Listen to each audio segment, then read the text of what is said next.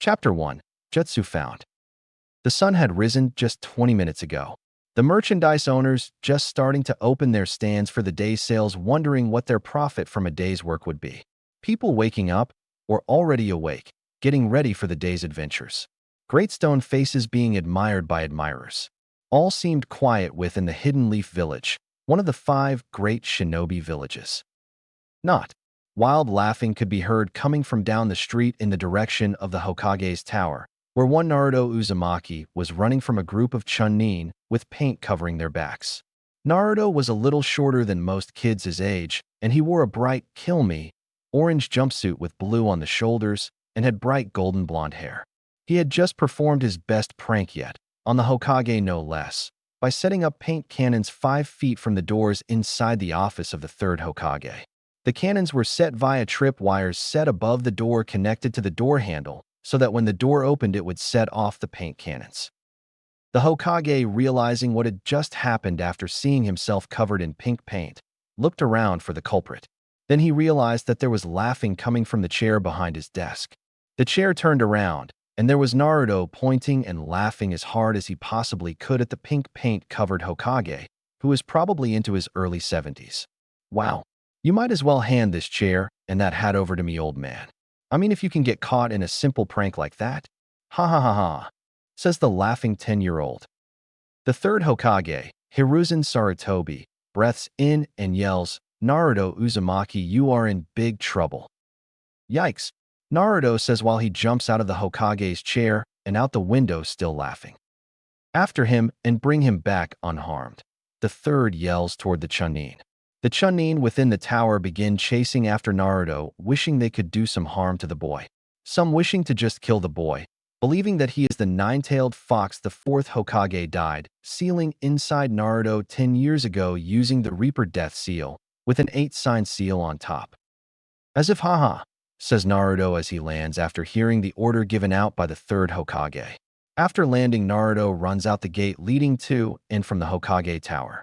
Naruto, knowing he set up a trap in case this happened, jumped just over the tripwire he set up that was connected to even more paint cannons set just under the ceiling of the gate.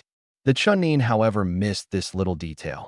So when one of them ran into the tripwire, it caused the paint cannons to fire at the Chunin's backs with an even mix of pink, yellow, and purple, which just caused Naruto to laugh even harder when he looked back after the paint cannons fired. Which leads us to where we first began. So now Naruto is running away as he always does after pulling a prank no matter how small.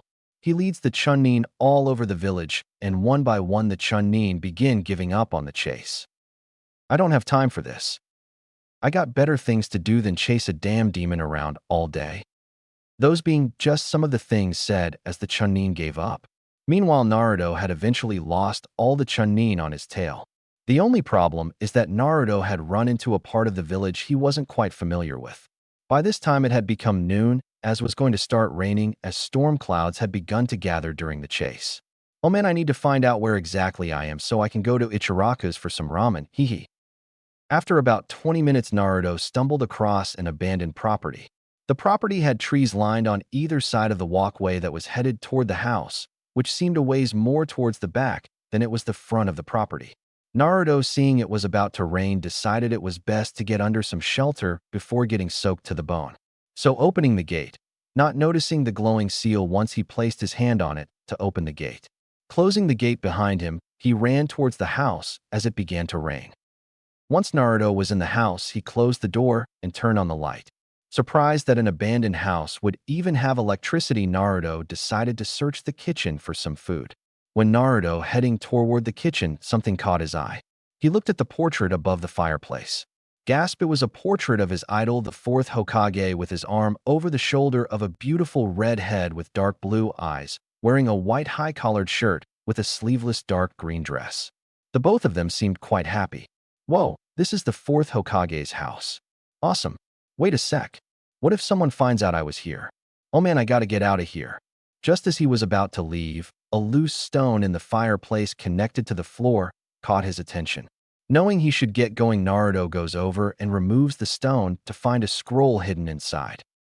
Naruto knew better than to take something that wasn't his, but for some unexplained reason, he just couldn't help himself. Naruto took the scroll and put it in a pocket inside his jacket so no one could see it and it couldn't get wet in the rain. He then quickly turned off the light, ran to the gate open, then closed the gate behind himself and began to run toward Ichiraku's as if nothing happened, not even noticing the letter that was left under the scroll. By the time Naruto got to Ichiraku's, the scroll was all but forgotten for the moment.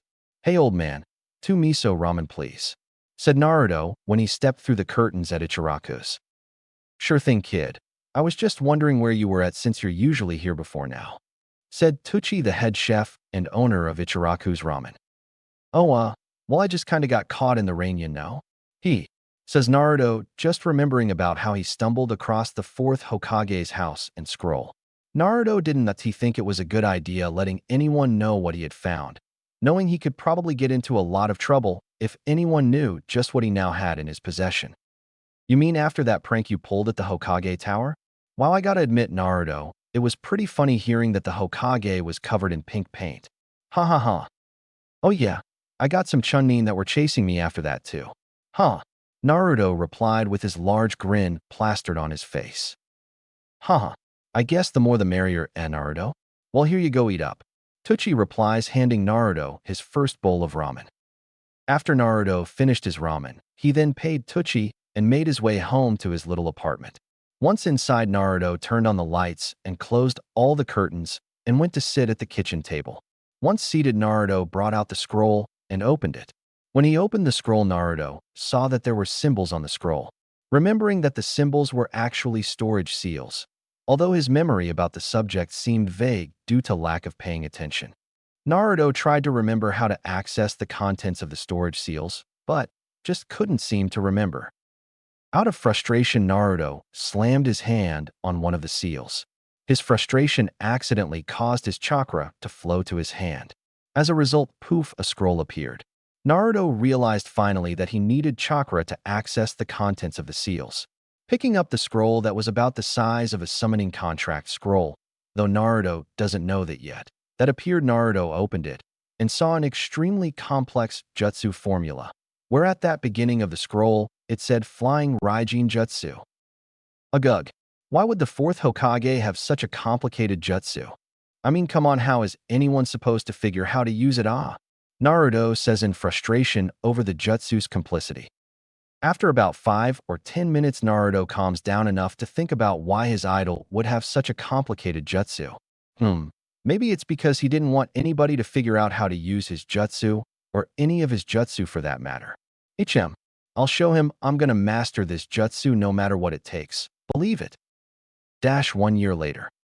It's been a year now since Naruto stumbled across his idol's home and jutsu scroll. Within the first month, Naruto realized that he wouldn't be able to master the jutsu without studying what the symbols in the jutsu formula meant. So he would sneak into the library late at night, since the librarian wouldn't let Naruto in due to her belief that Naruto was the nine-tailed fox inside him instead of its Jinchuriki vessel/container. So Naruto has been sneaking in and out of the library at night, trying to figure out the Flying Raijin Jutsu. So now Naruto is sitting at his kitchen table in the middle of the night looking at the jutsu. It looks like this jutsu lets me teleport wherever I want as long as I have this certain seal where I want to teleport to. Awesome. Naruto decides to test the jutsu out. So he takes his kunai and carves the seal required for the jutsu onto his floor about 5 feet from his front door. He heads back to the kitchen and performs the hand signs necessary for the jutsu. As he performs the hand signs, Naruto calls out, quietly so as not to wake his neighbors within the apartment complex, Flying Raijin Jutsu. In a flash of yellow, Naruto disappears from his kitchen to his front door. Naruto looks around, realizing he is in his living room now. He attempts to jump for joy, but instead falls to the floor with a loud thump because he became very dizzy, which happened to be a side effect to the first 20 or so times after performing the jutsu. Once the room stopped spinning, Naruto got up slowly so as not to have a relapse. "Oh man, what happened? Why did I get so dizzy?" he said as he stood up. Naruto then walked to the kitchen to see if getting dizzy was meant to happen. After 5 minutes of searching, Naruto found the caution stating, "Caution may cause dizziness and or nausea after the first 20+ uses." I guess I should have looked at that first before trying out my new jutsu. I just wish I knew why this jutsu would be so useful to the fourth Hokage in the first place. Oh well, I guess that's enough for tonight. Now time to get some sleep for the academy tomorrow.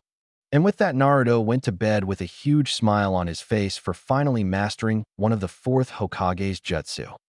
Chapter 2. The Jutsu's True Usage and Secret Blown?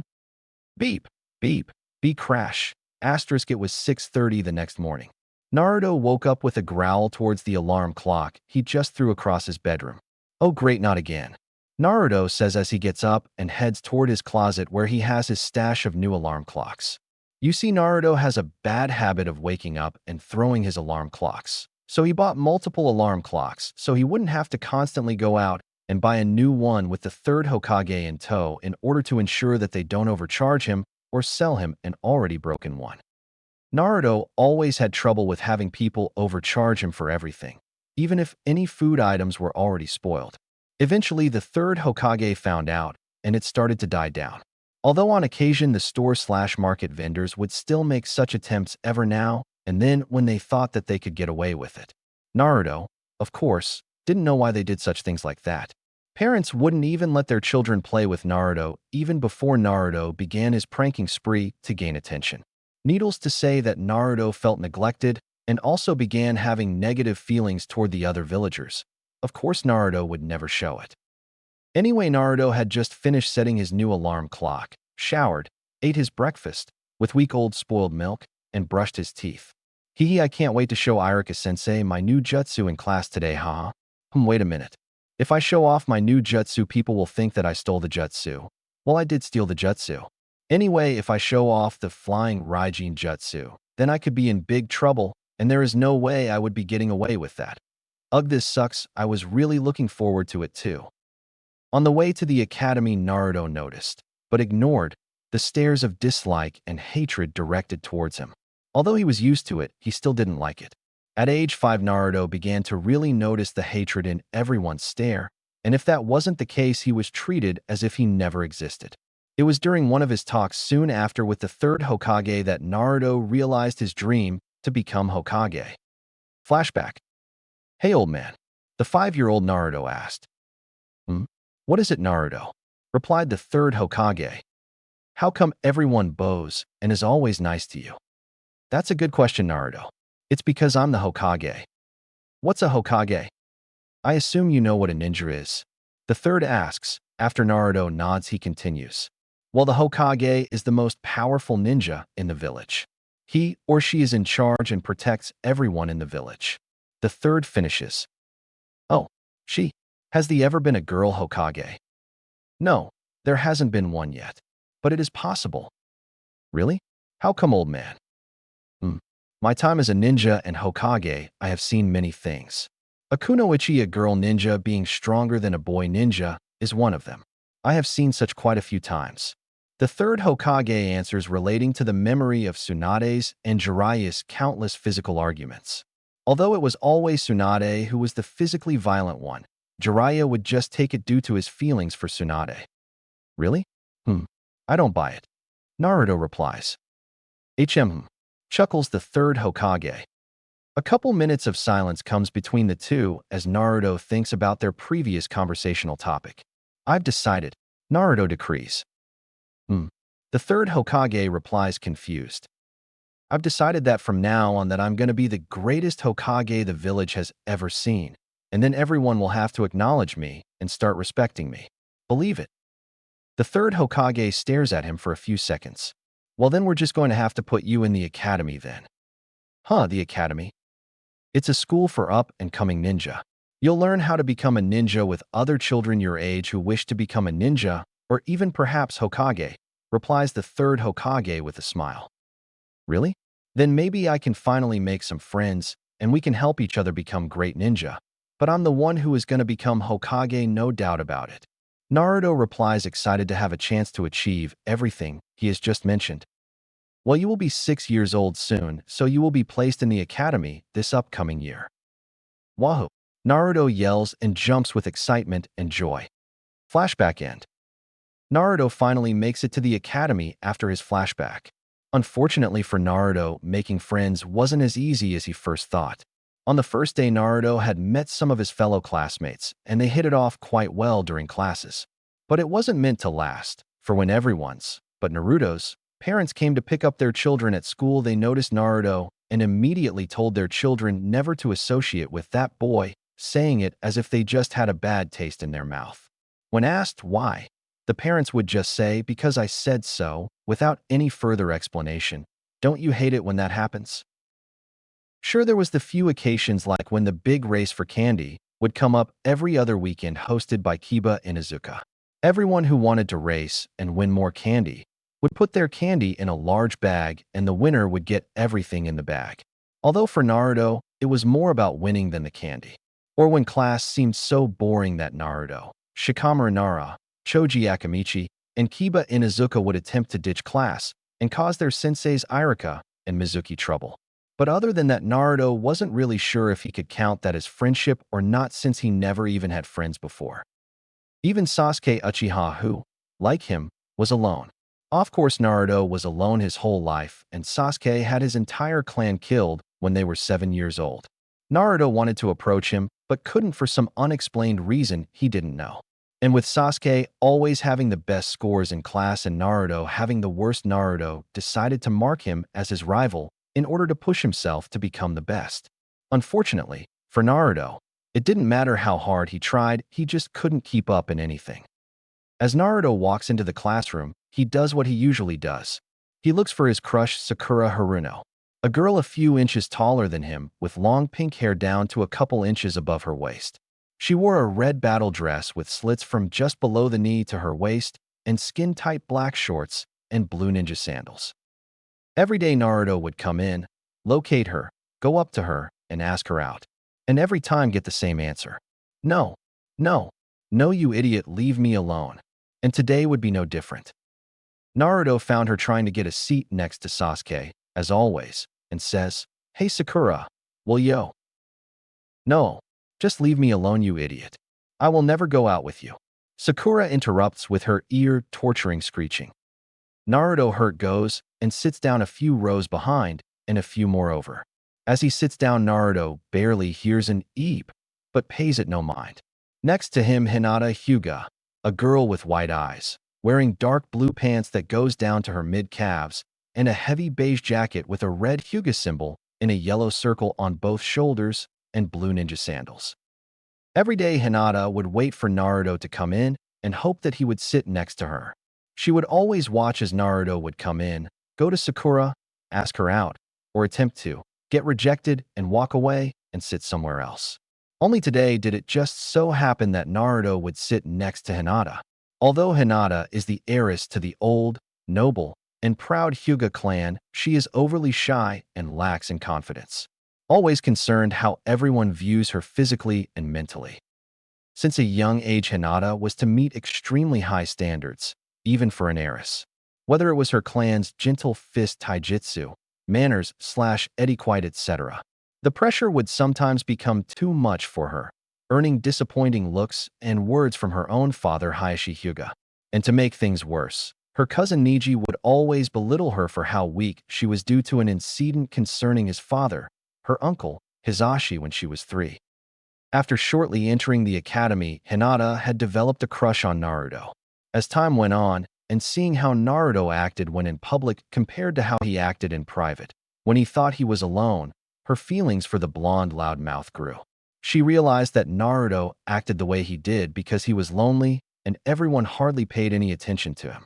And although she wanted to tell him how she felt, she just couldn't because she was afraid of being turned down and that Naruto would think she was a freak for following him. Hinata knew that Naruto was upset about being rejected by Sakura once again, even if he didn't show it. But she really wanted to try and cheer him up a bit. "You, amen, Naruto," says Hinata with a slight stutter, proud that she managed to make an attempt. Oh hey Hinata, what's up?" Naruto replies, not noticing that he was sitting next to Hinata. "You, Ame, are you okay? I mean with how Sakura why? Yelled at why you like that?" "Huh? Oh yeah, I'm fine.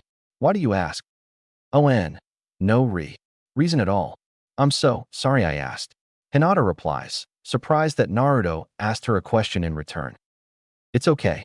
Naruto says with a genuine smile on his face, happy that it seemed like someone seemed to care. All his other classmates wouldn't even bother asking if he was okay. Curious about something, he asked Hinata a question. Hey, Hinata. Huh? Hinata asks, surprised that Naruto is talking to her. I was wondering. At this point, Hinata begins to blush slightly. Why you don't try and sitting next to Sasuke? I mean, all the other girls seem to like him. Hinata, a little disappointed thinking that Naruto would ask that instead of asking her out, but didn't really blame him, replied. W. Well, am I? It's because I don't really L, like Sasuke L, like TH. That, Hinata said quietly so as not to gain attention from all the other girls in the classroom. Huh? Really? Is there anyone you do like? Naruto asks, just genuinely curious. Now Hinata was really blushing up a storm to that question. This is my chance. My chance to tell Naruto how I feel. But what if he thinks I'm weird because I like him? Oh, I just don't know what to say. W, well, I, like Y. Just then the door to the classroom opens. In came Irika, Yumino, and Mizuki. If anyone knows his last name, let me know, please. Irika is about 5 feet 8 inches with an average build with brown hair and brown eyes, and a scar running across the bridge of his nose. He wears the standard dark blue leaf ninja long-sleeve shirt and pants, with his sleeves rolled up halfway up his forearms, and a green flak jacket on top, with a red swirling symbol on the back, with blue ninja sandals. And of course the leaf headband. Mizuki had shoulder-length silver hair and wore the same clothes as Irika, but without having his sleeves rolled up and his leaf headband more of a bandana style. Hinata released a silent sigh of relief for the interruption, but she also mentally berated herself for not telling Naruto how she felt when she had the chance. Good morning, class. Now if everyone will take their seats so we can take attendance and begin today's lessons, said Irika as he walked to the desk both he and Mizuki shared in front of the classroom. For Naruto, it was the same as usual. Irika and Mizuki come in, begins the boring lessons, get yelled at for not paying attention, have lunch at Ichiraku's, back to lessons, get yelled at for not paying attention again, and finally the end of class. The only difference today was that Naruto made sure he was the last one in the classroom before going to lunch. The reason being that he wanted to place the seal for the flying Hiraishin jutsu somewhere in the class where no one can find it. He planned on using it in the morning to get to the academy quickly so he wouldn't have to deal with all the stairs he usually got on the way to and from his apartment. Naruto was going to use it tomorrow before the school opened and see when it was safest to enter via flying Hiraishin jutsu. The only real problem Naruto saw was being seen using the jutsu after school heading for home. So he would make sure he wasn't followed after school, although he doubted anyone would. But just to be on the safe side, he would check before using his jutsu. Once class was over, Naruto headed outside behind the building, secretly followed by Hinata, of course, and jumped into the bushiest tree he could find. Once he was confident that no one could see him, he performed the hand signs for the jutsu and disappeared. Once he was home, Naruto fell over from dizziness again. Oh man, I can't wait till this dizziness thing is over with. I always feel like throwing up. Ugh. Naruto then put up his school supplies and headed off towards Ichiraku's ramen. Naruto considered putting the seal at Ichiraku's, but thought better of it considering its publicity and he could easily be caught. Meanwhile, Hinata was in shock that Naruto could just disappear like that. Hinata used her Byakugan once Naruto entered the tree so that Naruto couldn't see her following him. Oh, how did Naruto do that? I mean, he has never just disappeared like that before.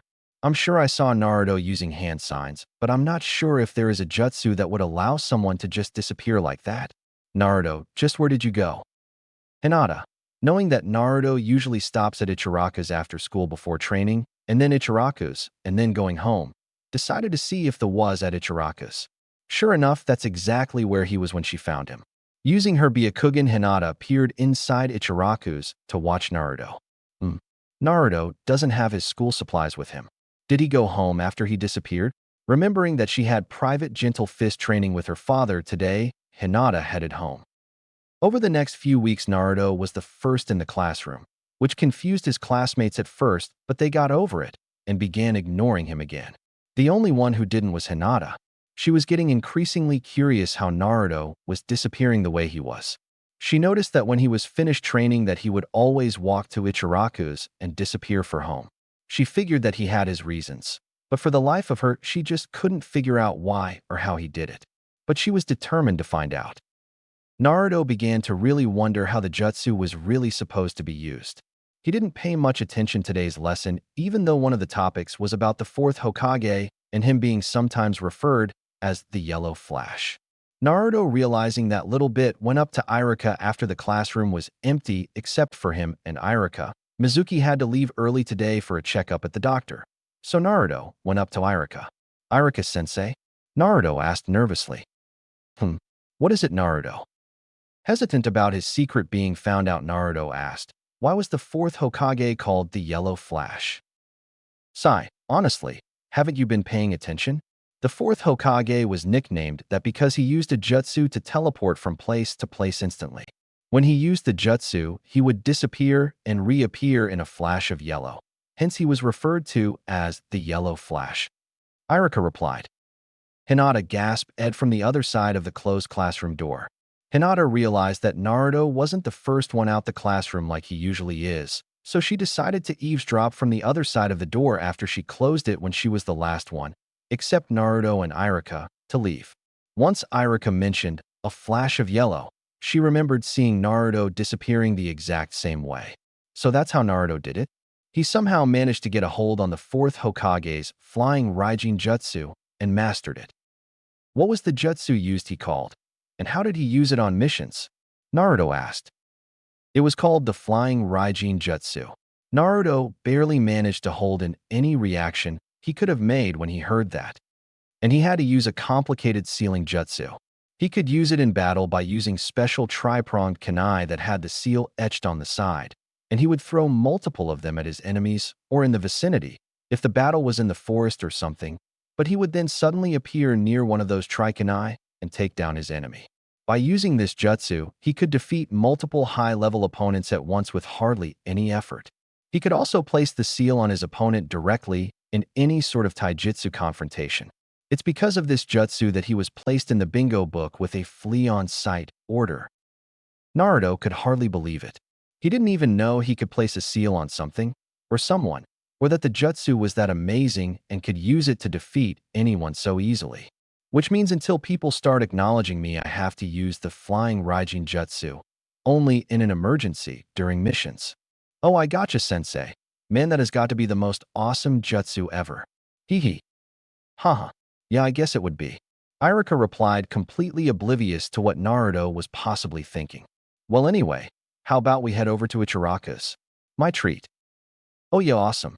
Hee. Says Naruto, excited that he will get free ramen today from his favorite ramen stand. Taking that as her K, Hinata hurries away from the door and heads home, shocked to find out Naruto's secret jutsu. Chapter 3. Graduation and Truth Revealed. A few months have passed since Hinata had discovered that Naruto now knew the Flying Raijin Jutsu. At first, she didn't know what to do about it, because it wasn't like Naruto to be quiet about something, especially if he knew it would make him an amazing shinobi. But she then figured that Naruto probably had his reasons, so she kept the knowledge of Naruto's jutsu to herself, like Naruto kept it to himself. Hinata was still very curious as to how Naruto even got his hands on the Flying Raijin Jutsu.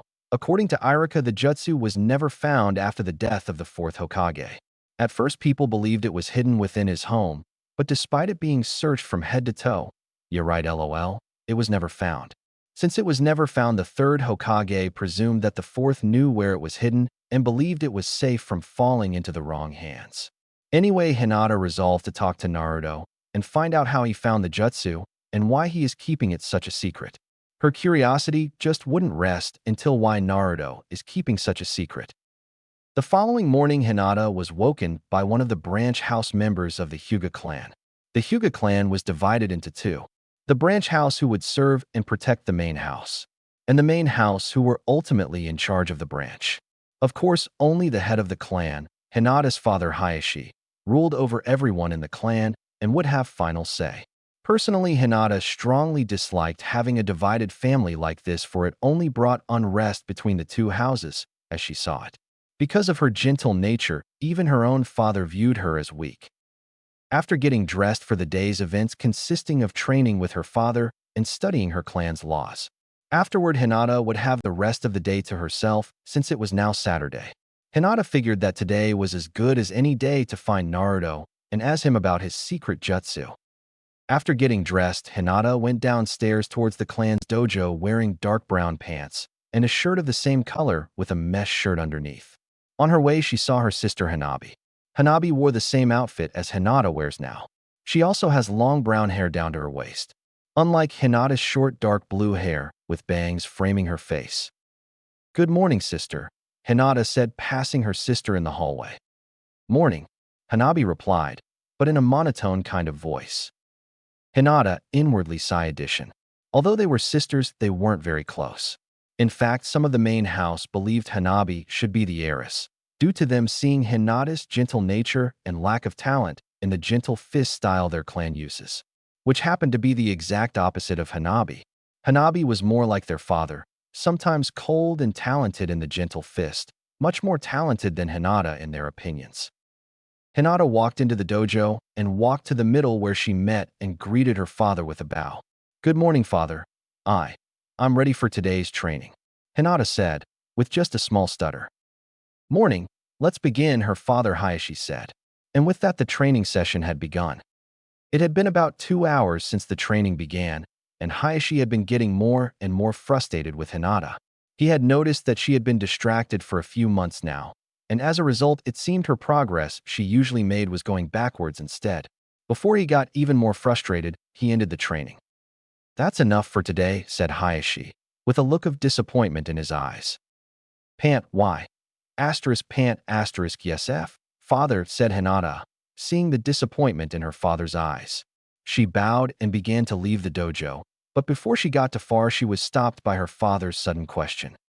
"Hinata, I've noticed that you have been distracted the past few months, and as a result, your progress has slowed. Why is that?" Hiraishin asked. Hinata was shocked. She also noticed that she was distracted these past few months, but not her progress slowing down. She was distracted about Naruto and his secret jutsu, but she promised herself she wouldn't tell anyone until she found out why it was a secret. So Hinata braced herself, because she knew she would be lying to her own father. It's Beck, because I am not Q. Quite used T to TH. The changes my body is going through right now," Hinata said in a hurry, embarrassed about what she had for an excuse. She just hoped it was good enough to fool her father. I see. See to it you get used to it, so you can return and hopefully surpass your previous progress rate in order to make up for the past few months." "Dismissed," Hiraishin replied, not really ever paying attention to her daughter's physical developments due to the whole puberty thing and not really wanting to talk about such a thing. "Why? Yes, father," Hinata replied, glad and embarrassed that her father believed her little fib. Once Hinata had bathed and eaten, she began her search for Naruto. Her current determination to find out why Naruto was keeping one of the most powerful jutsu in the world a secret from everyone made her previous determination seem like it was a sleeping puppy. She searched for Naruto at Ichiraku's ramen, the training field by the academy, since the other training fields were meant only for official ninja, and even at home. Knowing that the only other place he could be is atop the cliffside above the 4th Hokage's head on the Hokage monument. When she reached the top, sure enough, there he was. Hinata knew that the only time Naruto came up here was when he was upset. She went closer in order to talk to him, but the closer she got, the more she lost her nerve. Not because her determination was wavering, but because she didn't think it was a good idea to find out while he was upset. Once she was within 15 feet, she decided to try another time when he wasn't upset. Unfortunately, that wasn't going to happen, because when she started to back away to turn around, she knocked her heel against a rock that was sticking up out of the ground. As a result, she fell and landed on her rear. She had hoped that Naruto didn't hear her fall, so she could leave him be, but it seemed that today was just not on her side. Naruto had heard something fall, so when he turned, he was surprised to see Hinata there sitting and staring at him in shock. "Hey Hinata, what are you doing here?" Naruto asked. "You. I just wanted to ask why. Something but seemed you upset, so it doesn't," Hinata replied, hoping Naruto would leave it at that. Oh, Naruto said, looking at the ground with the sad expression he previously had on before Hinata showed up. I'll be BG, going now, Hinata said as she stood up preparing to leave. Wait a second, Hinata. I mean, if you want, I could use some company. I mean, you don't have to, though, Naruto said, wanting to find out what she wanted to ask him in the first place. Oh, okay, Nar, Naruto. Hinata replied, shocked that he would want that from her. Naruto returned to facing the village on the cliff side. Hinata slowly walked toward him. She finally stopped and sat down 5 feet from him because she didn't dare get any closer due to her shyness. They sat there in silence for about 10 minutes, and Naruto's patience was running out. Unable to take it, Naruto began to ask Hinata what she wanted to know from him. But, so why were why? You upsetty earlier? Hinata asked before Naruto could even open his mouth. Truth be told, she was getting slightly, very slightly, tired of the silence as well. So she decided to ask why he was upset. Surprised, Naruto replied, oh well, I just saw a lot kids about our age with their parents is all. How see come? What about why your parents? Hinata asked. She never saw Naruto's parents. She always thought that they were always away on missions. I don't have any, Naruto whispered. You? What did why you say? Hinata asked, not hearing what he had said. I said that I don't have any, Naruto replied, loud enough for Hinata to hear him this time. Gasp, but what about the apartment you live in? Hinata asked, without stuttering, since it didn't make sense that Naruto had an apartment but no parents. I got kicked out of the orphanage for some reason. I don't know why, Naruto replied, also not noticing her lack of stuttering, with his bottom lip beginning to quiver. I'm sorry, I didn't know. It's okay, Hinata.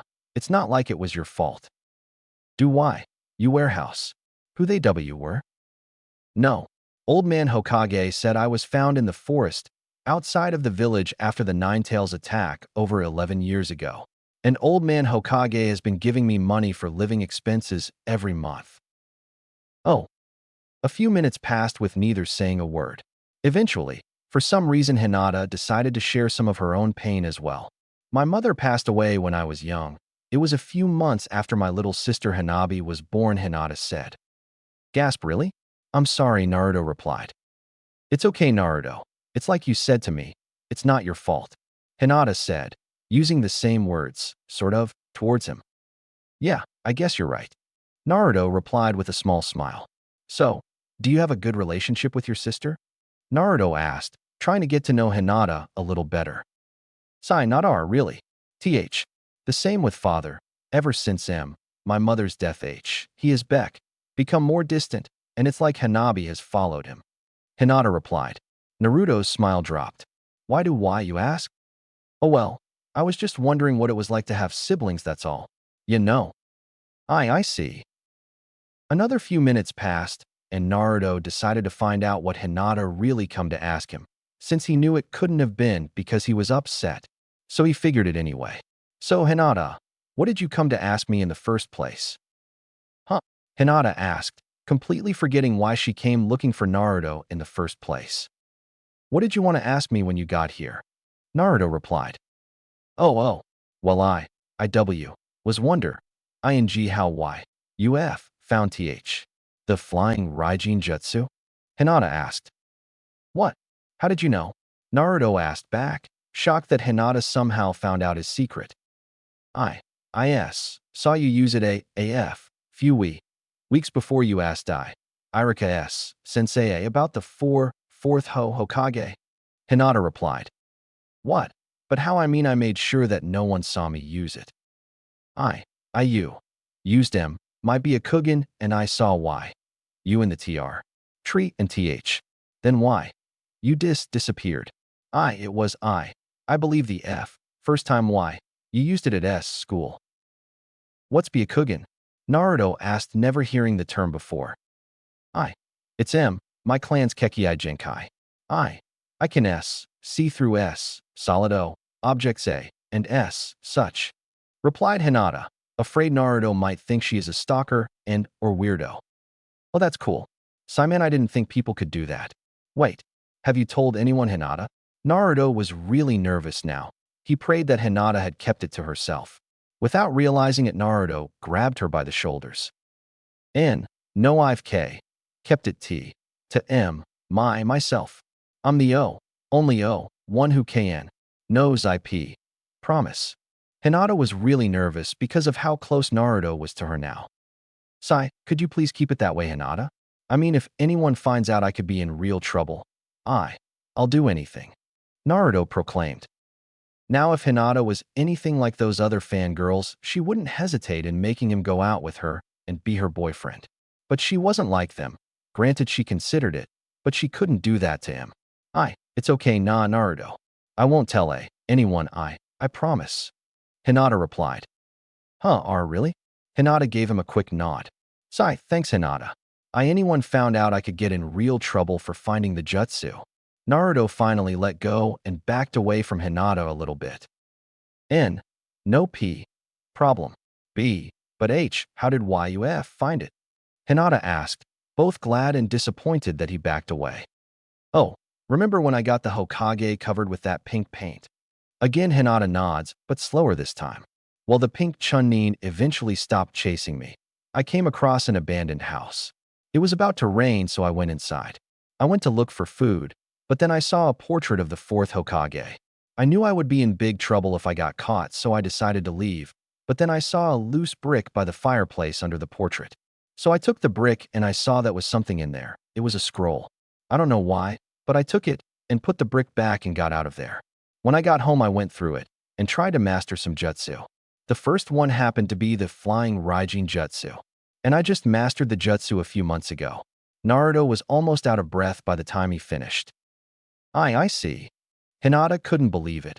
According to Naruto, he had mastered an extremely complicated jutsu in only about a year. It just didn't seem real. Here was Naruto, an 11-year-old boy, who can't even do a simple clone jutsu that's like a D-rank jutsu to save his life. Yet he masters an S, possibly a SS, rank jutsu in just a year. It just seemed impossible, yet she had seen him use the justa multiple times. There was no doubt about that. They just continued to sit there for hours, just enjoying each other's company. Just an hour before sunset, Hinata was curious about any other thing, so she decided to ask, nah, Naruto? Yeah, Hinata. Naruto replied. W. Why does E? Everyone D. Dislike US, so M. Much? Hinata asked. Oh, well, I don't know. I mean, it's been like that for as long as I can remember. I asked old man Hokage, but he doesn't want to tell me until I'm older. He never really told me why, though. You know. I see. W. Well, I need to go home now, nah, Naruto. I'll see you at school. Okay, Hinata, and thanks for not telling anyone. With a curt nod, Hinata left for home with a smile on her face for satisfying her curiosity, but even more because she got to spend most of the day just sitting next to and getting to know Naruto. After a few minutes, Naruto's stomach growled, voicing its lack of its usual daily intake today. Oops, hee. I completely forgot I haven't eaten since breakfast this morning. So Naruto got up and headed toward Ichiraku's for ramen, and in a much better mood than he was in hours ago. It was April 14th. Tomorrow was the graduation exam. Don't know the actual date. So you would think that Naruto, who was going for his third attempt at graduating, would be in class to make sure he would graduate this time around, right? Wrong.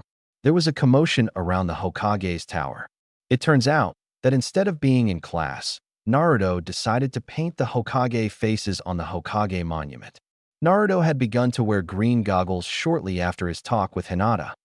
You could hear some villagers yelling, "Hey, get down from there, you damn brat, / how dare you do that to the great Hokage faces." Those were just some of the things said. The third Hokage was currently being informed and wasn't too happy about hearing that Naruto was caught pulling yet another prank. Meanwhile, Naruto replies, you just don't have the guts to do what I did. Ha ha ha. Just then, Irika shows up and uses his big demon head jutsu and yells, "Just what the hell do you think you're doing, Naruto? You're supposed to be in class." Yikes. Irika-sensei, I better get out of here. And with that, Naruto runs off. Naruto managed to hide from the Chunin following him after turning a corner and using his privacy fence camo tarp. Once the Chunin ran past Naruto thinking it was safe to come out, did, and laughed saying, haha suckers, they'll never catch me. Oh yeah Naruto, Irika said appearing out of nowhere. Not at the level Naruto could though haha. Ah, where did you come from? Naruto asked after jumping 6 feet in the air. Back in the classroom, Irika had Naruto tied up and sitting on the floor in front of the class. Tomorrow is the graduation exam, and you've already failed it twice now.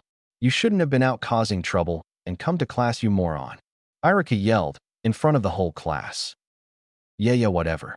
Naruto replied. All right, Naruto, if that's the way you want it. Irika then towards the class and announces, all right, everyone, we're having an exam review on the transformation jutsu. Everyone line up and transform perfectly into me. Ugh, the whole class, but Naruto responded. Once they were lined up, Naruto was released from his bindings and took his place in line. This is a complete waste of time, Naruto. I could be taking a nap right now, said Shikamaru. Shikamaru was a lazy boy with black hair, done up in a spiky ponytail like Irika's, with brown pants, a mesh shirt, and a gray short-sleeve jacket with blue circles on both shoulders. Yeah, we always pay for your screw-ups, you idiot, said Ino, who was a platinum blonde hair in a ponytail that went down to a couple inches above her waist. She wore a purple midriff tank top that went to just above her belly button and a purple skirt that went to a couple inches above her knees with slits all the way up. She also had on white bandages underneath both items to prevent her skin to be seen.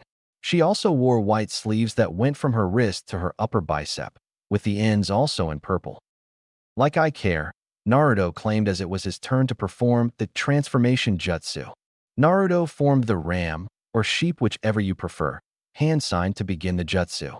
Transform, Naruto said. Of course what Irika got wasn't what he wanted. Instead of seeing himself, he saw a beautiful young girl with long blonde pigtails. But what really got his attention was that she was completely naked. As a result, Irika was sent flying backward with a massive nosebleed. Naruto then undid the jutsu and laughed. Ahaha, I call that my sexy jutsu, how do you like that? Naruto said, still laughing. Cut the stupid tricks, this is your last warning. Irika yelled, once he got up, all of a sudden having tissue up his nostrils to stop the nosebleed. Irika was now atop the Hokage monument watching Naruto as he was scrubbing all the paint off of the Hokage faces. You're not going anywhere until all the paint is gone, Irika said. Like it matters, it's not like anyone is waiting at home for me. You know, Naruto replied. That comment struck a chord in Irika, for he knew what it was like growing up without any parents. His parents died during the Ninetales attack when he was still in the academy. Hey Naruto. Naruto looked up with a sour look on his face. How about after you get this cleaned up, I treat you to some ramen, okay? Naruto's face brightened up immediately. Are you serious? Talk about some serious motivation. Later that night at Ichiraka's, Irika would ask Naruto why he would paint the Hokage faces. Naruto would then reply saying that he was going to surpass all of them and become the greatest Hokage ever and gain everyone's acknowledgement and respect. Naruto was currently in a clearing going through the forbidden scroll of sealing, training to master the shadow clone jutsu, order to pass the extra credit exam, as Mizuki called it anyway. You see, Naruto had once again failed the graduation exam just like the last 2 times because they tested on the basic clone jutsu, which just so happened to be Naruto's worst jutsu. Mizuki had come to him after the exam and offered him the extra credit exam. All he had to do was sneak into the Hokage tower and steal the scroll he now currently had. He almost got caught by the 3rd Hokage, but a quick, sexy jutsu knocked him out of it just long enough for Naruto to make his getaway. While Naruto had been training, Mizuki spread the word that Naruto has taken the forbidden scroll of sealing, and the 3rd Hokage had assembled all available Chunin, including Irika and Mizuki. I want all of you to go search for Naruto. Do not harm him and bring him back here. Dismissed, the 3rd Hokage ordered. Back in the clearing, hours had passed, and Naruto was panting with the scroll tied to his back. A shadow suddenly hovered over Naruto. There you are. What the hell were you thinking, Naruto? Yelled Irika when he found Naruto, taking note that Naruto has been training very hard.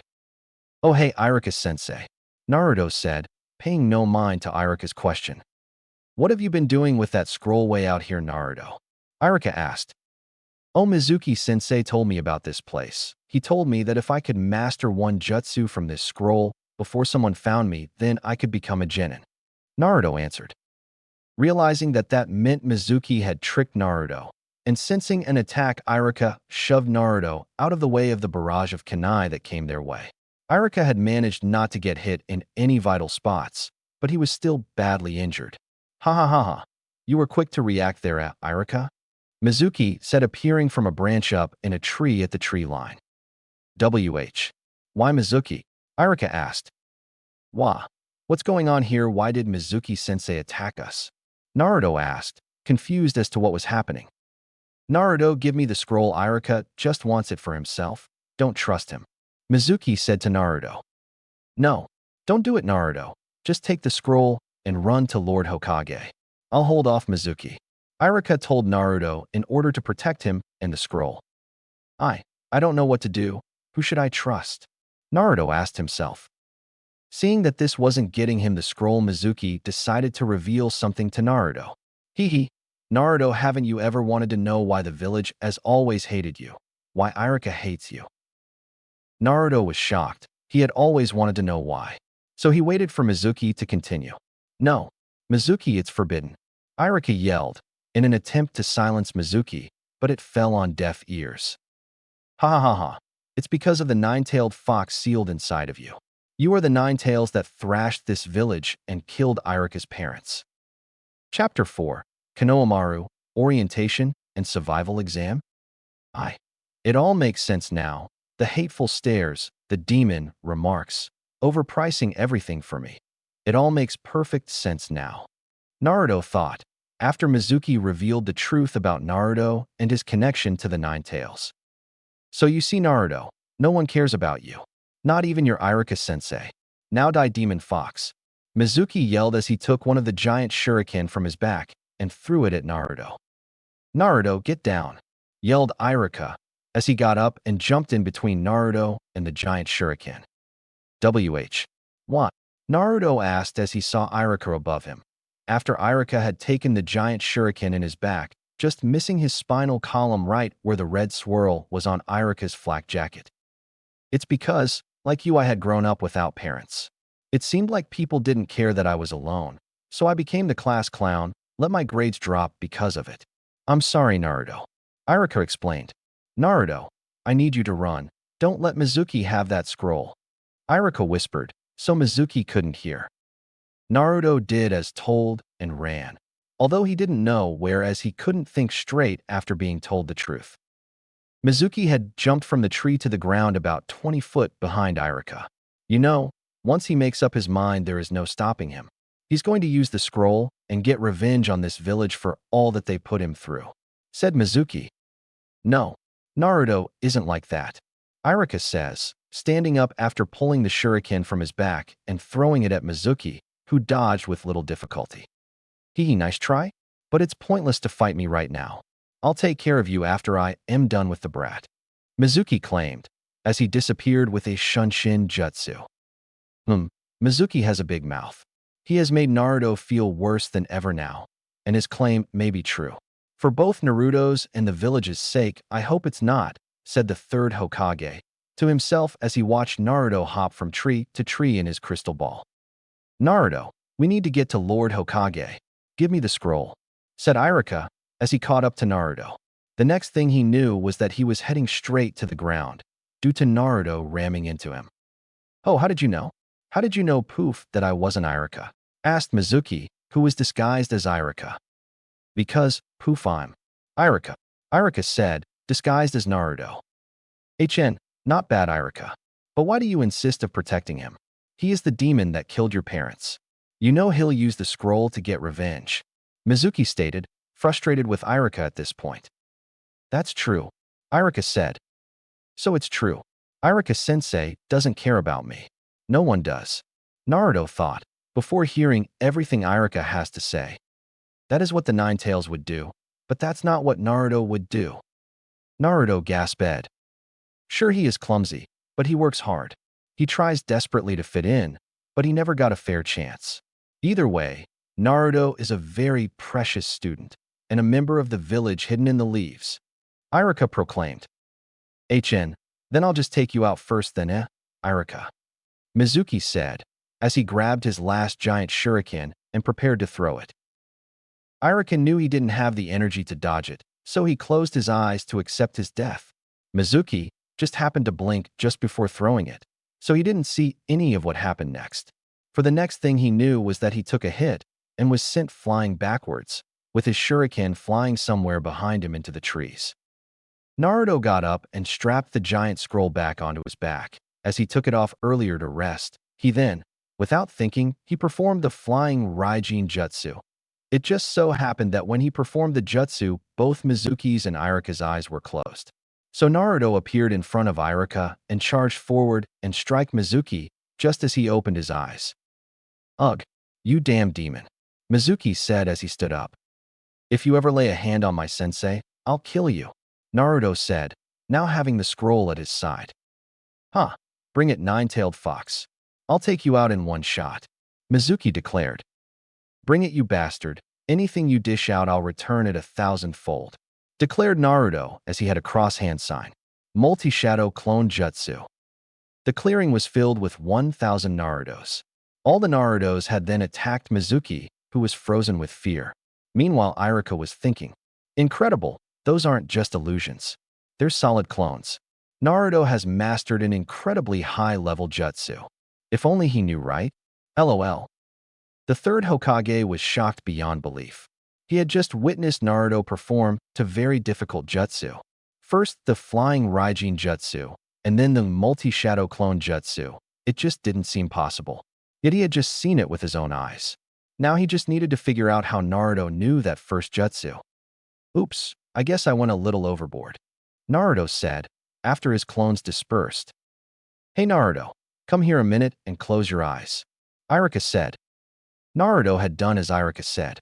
He could feel Irika take off his goggles and felt something being put on his forehead. "Irika-sensei, can I open my eyes now?" Naruto asked, getting a little impatient. "Okay now." Naruto opened his eyes, seeing Irika holding up his goggles. "Congratulations, you graduate," Irika said proudly. "Wahoo!" Naruto yelled, as he jumped on Irika, forgetting he was still injured. "Naruto, I was planning on explaining to you that now that you're a ninja, things will be completely different now. But I guess that could wait. After ramen, that is," Irika thought. "Come on, Naruto. Let's get the scroll back to Lord Hokage, all right?" Irika said, wanting to get to the hospital to get his injuries looked at. "All right, Irika-sensei, but what about him?" Naruto asked. "We'll take care of the traitor," said an ANBU, as the squad of 4 revealed themselves. "Lord Hokage, explain the situation and your location. We just now arrived to take away the traitor to ENBU headquarters," explained the same ENBU with purple hair. "I see. Then we'll be on our way with the scroll to Lord Hokage right away," Irika said. The ENBU just nodded and let them be on their way. Once in the Hokage's office, Irika began his report of how Mizuki him that the scroll was stolen, how he found out Mizuki was the mastermind behind the theft, and the fight between Mizuki and Naruto, where Naruto used the shadow clone jutsu that led to his decision to promote Naruto to a Chunin. "I see. Very well, then you're dismissed. Make sure you go straight to the hospital and get your wounds tended to," the third ordered. "Yes, Lord Hokage," Irika replied, as he bowed and proceeded to follow the orders given to him. Once Irika left, the third Hokage activated the security seals in the office in order for his conversation with Naruto to be only between them. "Now, Naruto, how did you come across the fourth Hokage's jutsu?" he asked bluntly. How did you know about that, old man?" Naruto asked, stunned that he was asked such a question. "I saw you perform the jutsu in order to save Irika. Luckily, Mizuki blinked, otherwise I'd be hearing it from ANBU headquarters by now. So I ask you, Naruto, how did you learn the flying Raijin jutsu? And how did you even come across it in the first place?" "Oh well, I kinda stumbled across the fourth Hokage's house the day I got you in pink paint, and it was about to rain. Once I noticed that it was his house, I decided to leave. But then I saw a loose brick in the fireplace, and when I moved it, there was a scroll. I don't know why, but I took it, and when I saw the jutsu, I just became determined to master it. It took me like a year, though. Naruto explained. The third knew that the fourth was a master as seals, as well as everyone that searched his home as well as his enemies. So it could stand to reason that the fourth would hide it somewhere a little obvious that wasn't protected by a seal. No one would expect it. Huh. Well, that explains a lot then. He always was considered a genius. Hee hee. Well, then how come you haven't told anyone? The third asked, genuinely curious. Well, I thought I'd get in a lot of trouble if anyone knew that I was even in his house, so I figured I'd be in a lot more if I knew one of his jutsu. I mean, I panicked when Hinata told me she knew. I thought she would have told at least, Naruto said, but was interrupted before he could finish. Wait a second, how did Hinata figure out you knew this jutsu? And how long has she known? He asked. Well, Hinata told me it was because of her Byakugan or whatever, Naruto answered. When did she find out? About 8 months ago, the day after I mastered it. I can't believe it. Beat by a 12-year-old, 11-year-old at the time, girl and finding out such a secret about Naruto. I guess I shouldn't be surprised. I mean, she follows him almost daily. Tell me, Naruto, do you plan on telling anyone? Huh? Are you crazy, old man? Why would I tell anyone? Naruto asked, astonished by such a question. Well, for one thing, I think it would be best if your teammates and your Jounin sensei knew, so they know just what you can possibly do to help in dangerous situations. The third Hokage explained. It makes sense, I guess. But I don't want to tell anyone I don't trust yet, which is mostly why I didn't tell anyone in the first place. Naruto said. So, you trust Hinata then? Countered Hiruzen. Well, yeah. I mean, she knew for months before she asked me the same thing you did, old man. Naruto answered. I see. Well, then you're dismissed now. I will leave the judgment up to you when you trust your teammates to tell them about your secret jutsu. But I tell you this, trust is best built from the beginning. You may go now, the third said, just before deactivating the security seals in his office. All right, see you later, old man, Naruto said, as he left. The next day, Naruto was sitting in front of the third Hokage after his ninja registration photo was taken. Naruto had on white makeup with various red markings on his face and hands. The third Hokage thought he looked more like a clown than a ninja. Take it again, was all the third said. What? What? Naruto asked. This is so you can be identified as a ninja, not some clown. Look, you can't even tell who it is. And where is your headband? He explained and asked. Oh, I don't want to mess it up before orientation. Naruto answered.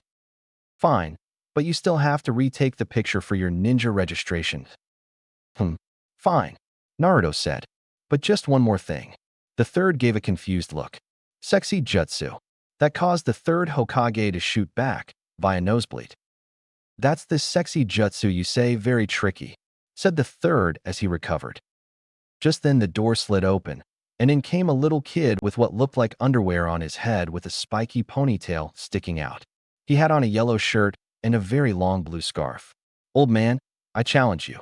I'm going to defeat you and become the fifth Hokage. Arg. He yelled before he tripped over his own feet. My grandson. Will he ever learn? Thought Hiruzen. Who is that? Thought Naruto. Oh, where could he have gone this time? Asked a man to himself as he came running down the hall looking in every room. He wore the standard leaf Jounin outfit, minus the flak jacket.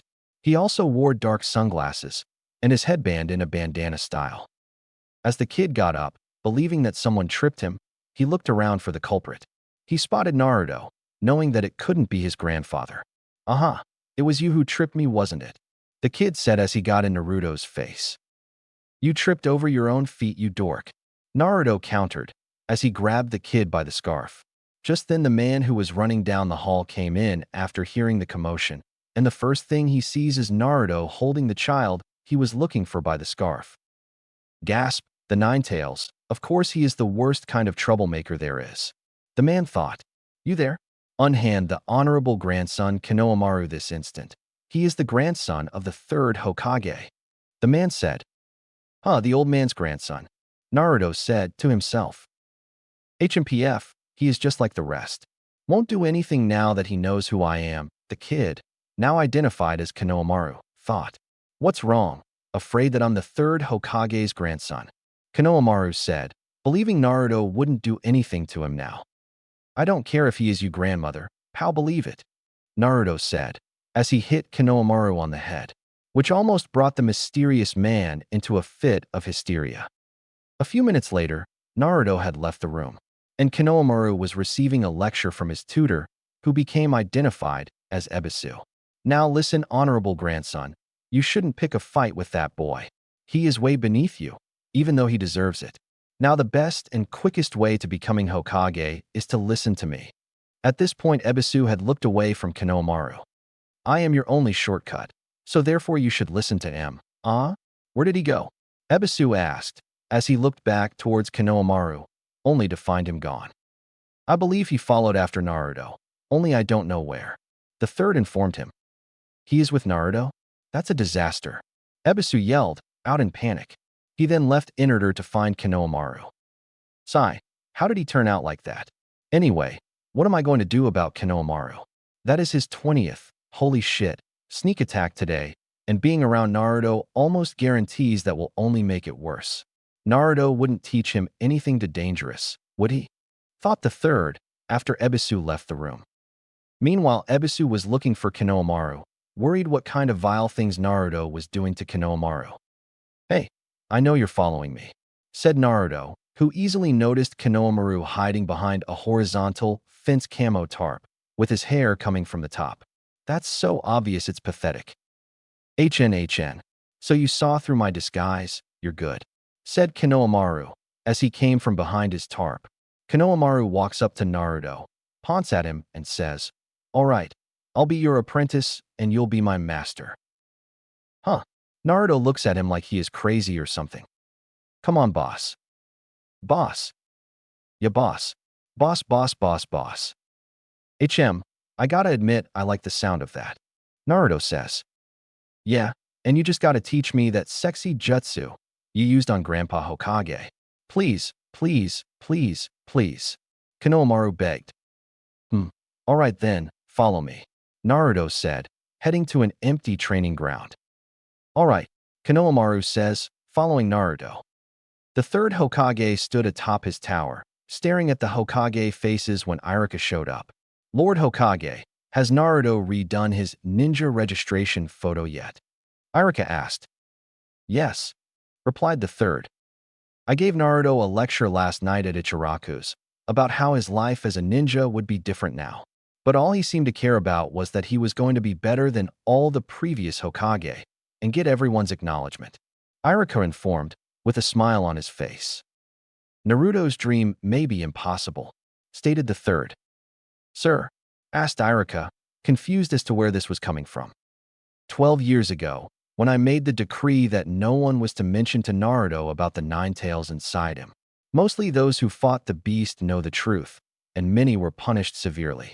I made it so that the children around Naruto's age don't know anything about Naruto and the 9 tails, so that Naruto at least has a fighting chance of coming true. But the older generation hates and fears Naruto with the 9 tails. Some even believe he is the 9 tails and has taken over Naruto's body. The fourth meant for Naruto to be seen as a hero. The third explained. A hero? Asked Iruka. Yes, it was the dying with of the fourth Hokage made just before he died, sealing the beast. But because of the older generation's hate and fear towards Naruto, that hate and fear has rubbed off on their children as well. Do you know what the ancients said long ago, Iruka? It is said that when one's very existence is despised, that the one who is despised can see it in their eyes. Finished the 3 RD's explanation. My grandpa named me Konohamaru, after the ancient name of the village. So it should be easy to remember. But when people see me, they don't see Konohamaru. All they see is the honorable grandson of the third Hokage. No one knows who I am. That's why I have to become Hokage, so that people don't keep calling me that, explained Konohamaru. Who is gonna accept a squirt like you as Hokage? No chance if yo, Naruto was saying before he was interrupted. There you are, Konohamaru, said Ebisu as he appeared on a tree branch before Naruto and Konohamaru. Ugh, Ebisu-sensei, said Konohamaru, not expecting to see his tutor so soon. Ebisu jumped down and began walking to Konohamaru. Now, Konohamaru, come with me now. We must continue your training. No, I'm gonna be Hokage someday, and I don't need you. yelled Konohamaru. Ebisu stopped. Konohamaru, being Hokage means being number one.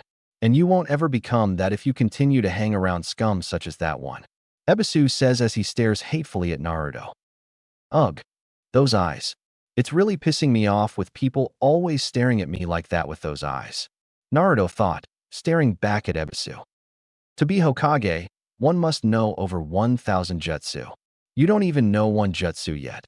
So come with me, and let me be your shortcut to being Hokage. Ebisu finished. That comment irked Naruto, since he didn't believe in shortcuts to becoming Hokage. I do too know a jutsu, proclaimed Konohamaru, whose remark surprised Ebisu. Take this. Sexy jutsu. Poof, hi there, like my jutsu. Konohamaru asked, while transformed into a naked young attractive woman. Poof. Hey, how come he didn't budge? Asked Konohamaru, when he saw that the jutsu didn't affect Ebisu. What kind of scandalous jutsu was that? I am a gentleman. Such a jutsu will never work on me. I am far above it. Ebisu loudly proclaimed. As Ebisu began to force Konohamaru away by grabbing his scarf, Naruto was very annoyed that his own creation was insulted like that. So he did what anyone would do. Get payback. Shadow clone jutsu. Naruto yelled, as he created 20 shadow clones. Whoa, proclaimed Konohamaru, never seeing so many clones at one time before. Ebisu stopped once he heard the jutsu being called out. So it's true, you can use the shadow clone jutsu. But I'm not a pushover like Mizuki, Ebisu said, walking into the middle of the shadow clones ready to battle Naruto. Transform, Naruto yelled. Once all the poof-s of smoke dissipated, there appeared 21 transformed naked female versions of Naruto with pigtails. All of them immediately gathered and latched onto Ebisu. As a result, Ebisu flew back with a massive nosebleed. Poof, ha, take that. Harem jutsu, Naruto said, once he got his payback. Meanwhile, a certain Hokage has done the same thing, who recovered a short time later. Guess who? As I was saying, there is no shortcut to becoming Hokage. And besides, you're gonna have to defeat me in battle before that happens, hee. Naruto said, with a wide smile pointed toward Konohamaru. Konohamaru, believing what Naruto just said, still didn't like being lectured to. As if I need someone like you lecturing me. I'm not going to be your apprentice anymore, Konohamaru exclaimed. Fine by me, I don't have time for you anyway. As of tomorrow, I'm officially a ninja. Anyway, see you around, Konohamaru. Naruto replied as he began to leave the training ground. Konohamaru, happy that someone finally called him by his name, saluted toward Naruto, who simply held his hand up, acknowledging the gesture. The third Hokage looked on in his crystal ball, smiling at the image before him. I just wish he didn't use that harem jutsu, thought the third. The next morning at orientation, Naruto was grinning like crazy while his head was on his crossed arms. Hey Naruto, what are you doing here? This is for graduates only, not dropouts, asked Shikamaru, once he noticed that Naruto was here after he failed the graduation exam. Open up your eyes, Shikamaru. I'm wearing a regulation headband, said Naruto, as he sat up and pointed with his thumb at the headband he got from Irika. Shikamaru was surprised to see a headband on Naruto's forehead. He knew Naruto failed, but thought it was too much a drag to find out how he was here, so he let it be. Just then they heard Ino and Sakura come bursting into the room, arguing about who made it first. Naruto had taken a break from asking Sakura out for a while now. Not that she noticed at all, but Naruto just didn't feel the same about her anymore after that day. He got to know Hinata a bit. As far as he knew, she was a lot nicer than Sakura. Although he is still oblivious to her feelings for him, believes he just might like Hinata now. But he knew that Hinata said that she was from a clan, which practically meant she was like royalty compared to him. So even if she might like him at all, they would have to keep it a secret somehow. But first and foremost, he would have to find out if she was even interested. And he was afraid that she might end up hating him because of the nine-tailed fox within him. So he figured that it would be best if he told her that before getting his hopes up. And if she could somehow see past that, then they would have to keep their relationship a secret, and he already had everything figured out just in case. Although he highly doubted it could come to that, but it was worth a try. Sakura had, in the middle of Naruto's wandering thoughts, had come up to Naruto and, "Move it, idiot, I want to sit next to Sasuke," Sakura yelled as she pushed Naruto out of the way. Naruto just got up and moved to a different seat, which nobody seemed to notice except Hinata. Soon after, Irika entered the classroom and called for the class's attention. Good morning, class. Today you're all officially ninja. As of today, you will be divided into 3-man squads led by your assigned Jounin senseis. Now let's begin. Irika began listing squad numbers and the genin assigned to said squads, nobody paying attention till they heard their name called. Eventually, Irika came down to Squad 7. Squad 7, Naruto Uzumaki, Sakura Haruno. Sakura groaned. And Sasuke Uchiha, led by Kakashi Hitaki. Sakura cheered, and Naruto groaned that he was teamed up with the brooding emo of the class. Meanwhile, Hinata was disappointed that she wasn't on the same squad as Naruto. Bet you thought that Naruto and Hinata were going to be on the same team, right? Squad 8. Irika continued. Hinata Hyuga, Kiba Inazuka, who now had a white puppy on his head named Akamaru, and Shino Aburame, led by Kurenai Yuhi. Squad 9 is still in rotation. Squad 10, Ino Yamanaka, Shikamaru Nara, and Choji Akamichi, led by Asuma Saratobi. Well, that's it, Irika declared as he finished reading off the team assignment list. There were various complaints around the room, mostly involving many girls not being on the same team as Sasuke. Irika-sensei, why does a great ninja like me have to be on the same team as that boor Sasuke? Naruto asked. Sasuke had the highest scores, so in order to create a balanced team, we had to place the best student with the worst student. That student being you, Naruto. Irika explained. Just make sure you don't get in my way, loser, said Sasuke, a boy with dark blue hair, with 2 bangs framing his face and the back looking like a duck's ass. He wore a blue shirt, with a white and red fan on the back, 10 shorts and sleeves covering his forearms that had blue hems. Meanwhile, the Jounin were gathered around in the 3RD's office looking through the crystal ball on the desk. A few hours later, after the break they had after Irika named off the team assignments, Naruto was getting frustrated. Ugh, how come our sensei is the only one who isn't here yet? I mean, even Irika-sensei is gone. Naruto asked. So he does what he does best, pull pranks. Naruto grabs chalkboard eraser and places it between the door frame and the door. Naruto, what are you doing? Sakura asks. That's what he get for being late, huh? Naruto replies. Sigh, well, I had nothing to do with it if he asks so. I love stuff like this. Inner Sakura yells in Sakura's head. Our sensei is a Jounin. Do you honestly think he'll fall for something like that? Sasuke asks, seeming uninterested. Just then the door opens and the eraser falls on the Jounin's head. The Jounin wore the standard leaf uniform with his headband covering his left eye and metal-plated gloves, and he had gravity-defying silver hair. Ahahaha, I got you good, ahaha, Naruto said as he laughed. I'm so sorry, sensei. I told him not to. I would never do something like that. Yes, direct hit, said/thought Sakura/inner Sakura, respectively. Are this really a Jounin? He seemed highly unreliable, thought Sasuke. The Jounin picked up the eraser and said, at first glance, how do I say this? You're a bunch of idiots. That statement caused all 3 to give him an evil glare. Meet me on the roof. Once they were all on the roof of the academy, the Jounin began the first team meeting. I'd like you all to introduce yourselves. Introduce ourselves? Asked Sakura. How are we supposed to do that? Well, say your name, things you like, things you hate, hobbies, and dreams for the future, stated the Jounin. How about you show us how it's done? Asked Naruto. Me, well, my name is Kakashi Hitaki. Things I like and things I hate. I don't feel like telling you those. As for hobbies, I have lots of hobbies. Dreams for the future, I never really thought about it. So introduced the Jounin, now identified to the genin as Kakashi. Sakura looked as Naruto and Sasuke. So all we really got was his name? How lame, she said. You there, your turn, Kakashi said, pointing to Naruto. I'm Naruto Uzumaki. I like instant ramen and ramen from Ichiraku's Ramen. I hate the 3-minute wait after you pour the water into the instant ramen. My hobbies are training. My dream is to become the greatest Hokage. That way everyone will have to start respecting me and treating me like I'm somebody, said Naruto as he introduced himself. He He's grown in a very interesting way. Kakashi thought. Okay, you next, he said, pointing to Sakura. Oh, me? I'm Sakura Haruno.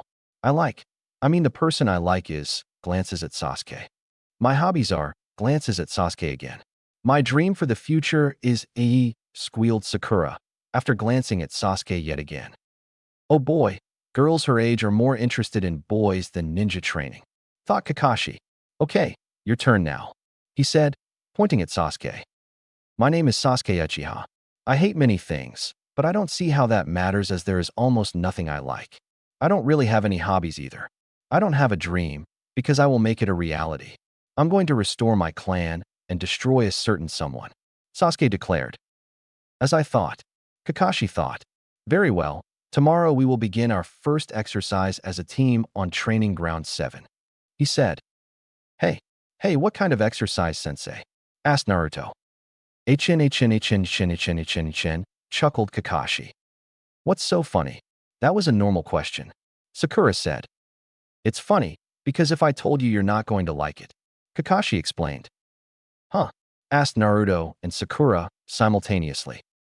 Basically, it's a survival exercise. Chapter 5, Pass or Fail. Huh, but sensei, we already did survival training in the academy, Sakura informed. Yes, but this isn't like the ones you did in the academy. You see, the graduation exam you took was just to weed out those who had no hope in becoming a ninja. The real test is up to your Jounin sensei. In other words, this is a make-it-or-break-it exam to see if you even deserve to become Genin.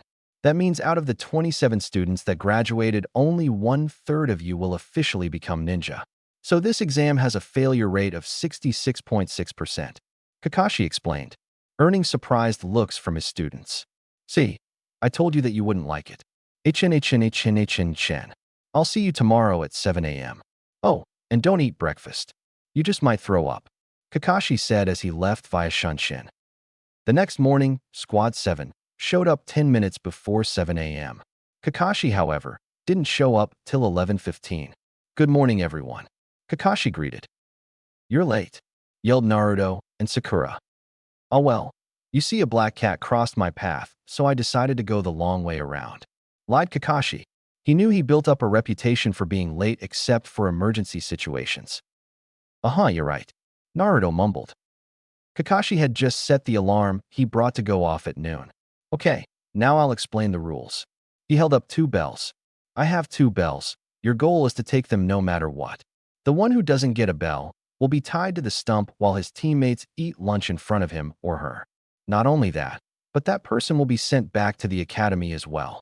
However, if none of you get a bell, you all go back to the academy. Make sure you come at me with the full intent to kill, otherwise you'll never get the bells. Even if you have to use kunai and shuriken. But sensei, those are way too dangerous, Sakura said, somehow worried their sensei would get hurt. This'll be a piece of cake. You couldn't even dodge that eraser, Naruto said, fully believing what he just said. The weakest one usually bark the loudest and are the first to fall. Now just don't be a sore loser when you fail, Kakashi taunted. The word loser set Naruto off, so he pulled out his kunai in an attempt to kill his sensei. But before anyone knew what happened, Kakashi was behind Naruto, holding the armed right hand with his right and his left hand on Naruto's head. Whoa, so this really is a Jounin. I didn't even see him move, Sasuke thought. Hold on, I didn't say start yet. But you did come at me with the full intent to kill me, so I guess I'm starting to like you guys. With that, Kakashi let go of Naruto. Once Naruto turned around, Kakashi said, Okay, start. On command, Sasuke and Sakura disappeared in the trees surrounding the training ground. However, Kakashi was surprised that Naruto was still in the clearing. Aren't you a little confused? Kakashi asked. No way. I'm taking you on one-on-one, Naruto proclaimed. Very well, Shinobi Battle Tactic Number 1. Taijutsu, Kakashi said, as he pulled out his book, Make Out Paradise. A book?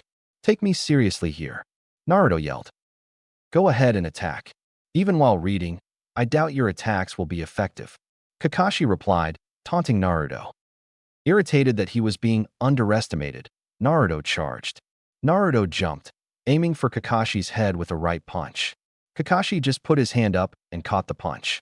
Naruto then dropped down and attempted a left roundhouse to Kakashi's torso, to which Kakashi merely ducked. Naruto used the momentum to spin around and throw a left punch at Kakashi's head, only to hit air. Sakura saw Kakashi behind Naruto, with the tiger hand sign.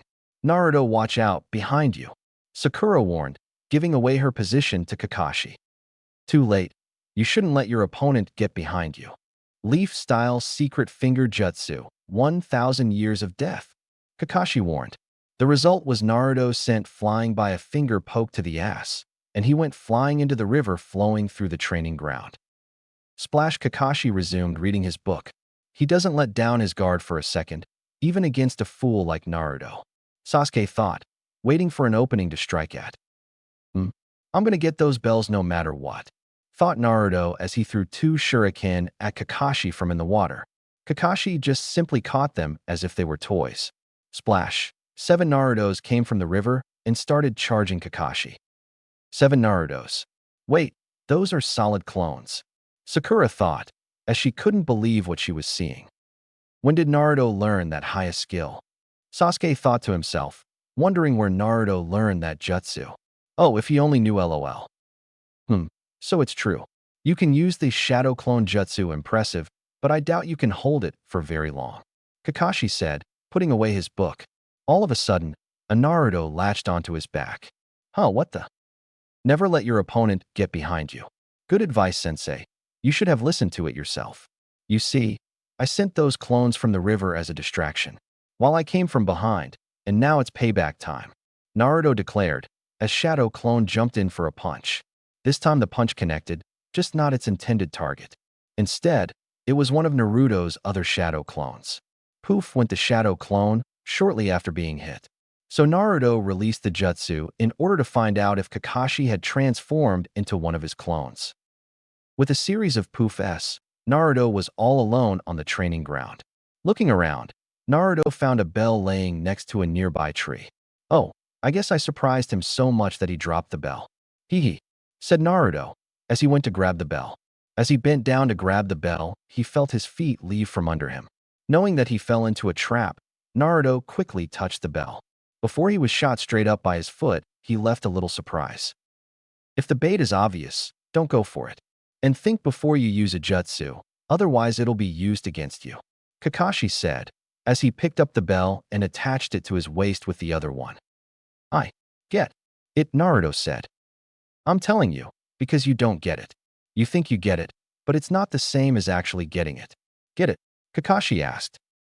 This is it, Sasuke thought, as he threw a mix of kunai and shuriken toward Kakashi. Won't you ever learn? Asked Kakashi, before he was interrupted by being hit by the multitude of weapons. Sakura gasped addition, while Naruto yelled, Are you crazy, Sasuke? You didn't have to go that far.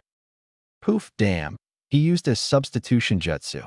He made me think that he let down his guard, and I fell for it, Sasuke thought, as he ran for a new location. Oh, where did he go? Where is Sasu? Did he see me? Sakura thought, as she ran after Sasuke, but stopped as she saw Kakashi. Pust, Sakura. Sakura turned around as saw a wall of leaves in front of her. Feeling dizzy, she fell to the ground.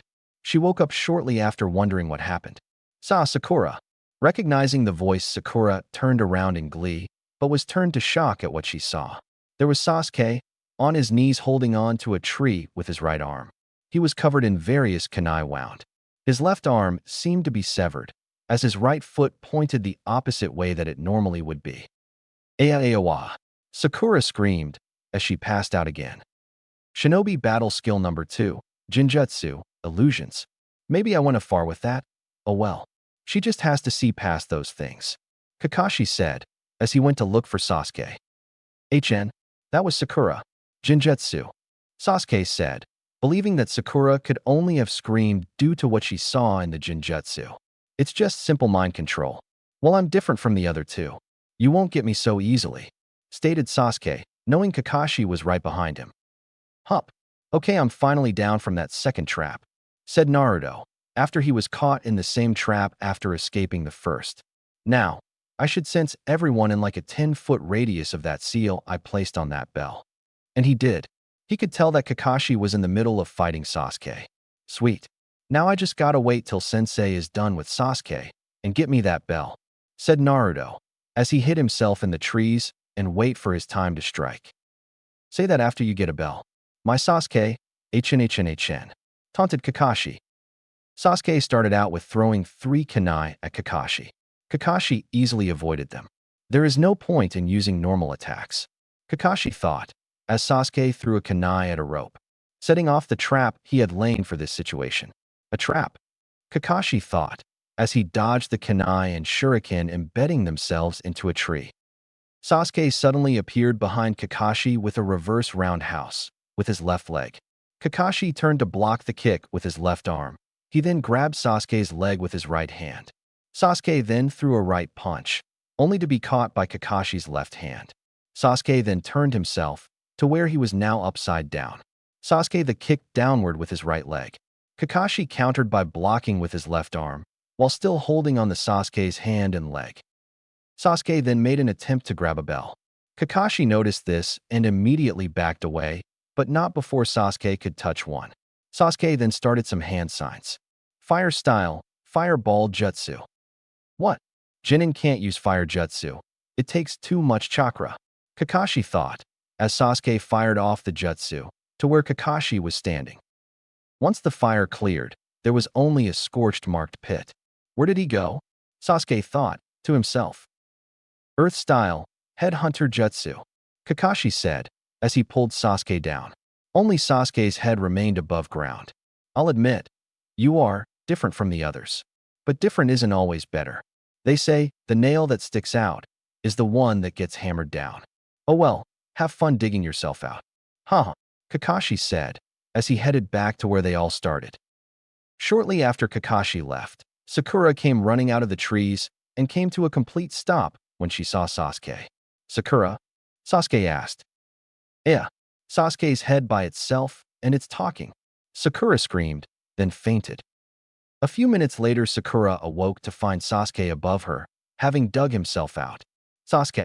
Sakura yelled, for joy when she latched onto him. Ugh, get off, Sasuke said, and Sakura obeyed. I gotta get me one of those bells, Sasuke said as he stood up. Sasuke, you're still trying to get one of the bells?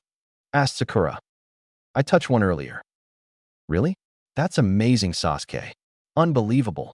I'm never going to get one of those bells, said thought Sakura inner Sakura, respectively. Meanwhile, as Kakashi made his way back to where the test started, he felt like something was behind him. But when he turned around, there was nothing there.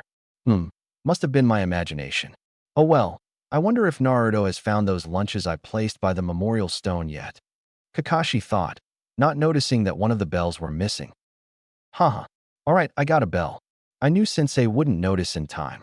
It was just like with Irika Sensei, when I put a seal on him when he told me to run. Naruto said to himself. Flashback. Naruto, I need you to run. Don't let Mizuki have that scroll. Irika whispered, so Mizuki couldn't hear. Just before Naruto got up to run, he placed his hand on Irika's left elbow, leaving behind the seal for the flying Raijin Jutsu.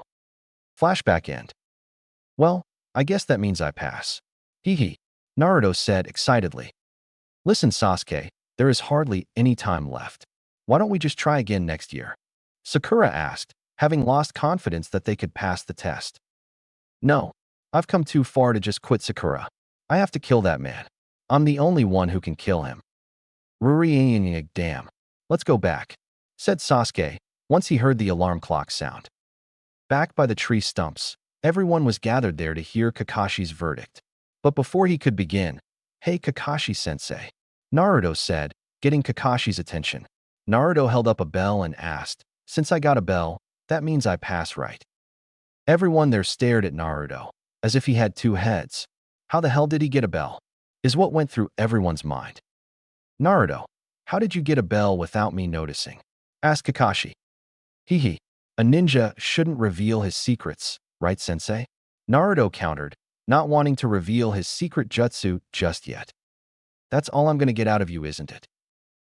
Yup. Well, to answer your question, Naruto, no, you don't pass. Because you didn't get to point of this exercise, none of you did. It was so basic, teamwork. Had all of you come at me, more than just Naruto would have gotten a bell. Kakashi explained. But there were only 2 bells, sensei. Sakura stated. Yes, I purposely pit you all against each other, so you could work past your personal interests. Naruto, you went out completely on your own. Even though you got a bell, you still didn't work with the others. Sakura, you were more worried about not knowing where Sasuke was when Naruto was right in front of you. Sasuke, you thought the others were so far beneath you that you thought they were worthless. You see that stone over there? Some of my closest friends' names are engraved on it. They were all heroes, Kia heroes to be exact, said Kakashi. What's Kia, sensei? Naruto asked. It means killed in action, Sakura explained. I'll give you one last chance. Naruto, eat your lunch. But don't give the others your food. If you do, you'll be sent back to the academy, said Kakashi. No, we are a team. If we don't eat, we'll only weaken our chances of getting the bells, Naruto said, not agreeing with Kakashi's rules. He's right. We're a team, and we stick together, Sasuke said, agreeing with Naruto. Yeah, the 3 of us are one, said Sakura, surprised that she is agreeing with Naruto. The 3 of you are one, asked Kakashi, not looking too happy that they don't seem to want to follow his rules. Yes, said all 3 simultaneously. All right then, you 3 pass, Kakashi said, with an eye smile. You're the first ones to pass my test. The others just simply did as I said. Those who break the rules are trash, but those who abandon their friends are worse than trash. Squad 7 begins its first mission tomorrow, Kakashi said with a thumbs up. Chapter 6, Journey to the Land of Waves. It has been about 2 weeks since the bell test, and Naruto was getting frustrated. Frustrated enough to go back to the 4th Hokage's house and get the scroll he returned after discovering that Hinata found out. Still not noticing the letter in the hiding place. Not only because he hadn't been going on any exciting missions, but because Kakashi wasn't teaching them anything but teamwork exercises. And what's worse is that Sasuke and Sakura, mostly Sakura on Sasuke's behalf, was bugging him about how he had gotten hold of the bell. Naruto, of course, wasn't showing it, but he was getting annoyed. He didn't trust them enough to tell anyone else with the knowledge of his jutsu. At the moment, Naruto and the rest of Squad 7 were on another irritating mission. The mission, capture the feudal lord's wife's cat, Tora. Can you see the target? Asked Kakashi over the headset. Yeah, I'm about 5 meters away. Just give me the signal, responded Naruto. All right, go, Kakashi ordered. Once the order was given, all 3 jumped in to corner the cat, and it was Naruto's job to capture once the cat was cornered. Naruto was glad that the cat was caught, but no so much when the cat decided to treat him like a scratching post. Got him, ouch, Naruto reported. Good. Can you confirm the red ribbon on the right ear? Kakashi asked. Yeah, target confirmed. Sasuke confirmed. Very well, good job team. Mission, capture lost pet, is a success, Kakashi said, and with that they returned to the mission hall to report in on their mission, as well as to pick up another D-rank mission. Let's see. We have a fence that needs painting, weeds to be picked, a child to be Babaisa. The third was saying, before he was interrupted. No way. I want a real mission, not any more of these chores, said Naruto, irritated that they'd be getting another chore, as he called it. Listen, Naruto, every day we receive missions. From babysitting to assassination. These missions are then taken and then ranked based on difficulty. Chunin, such as yourself, go on D or low C ranked missions.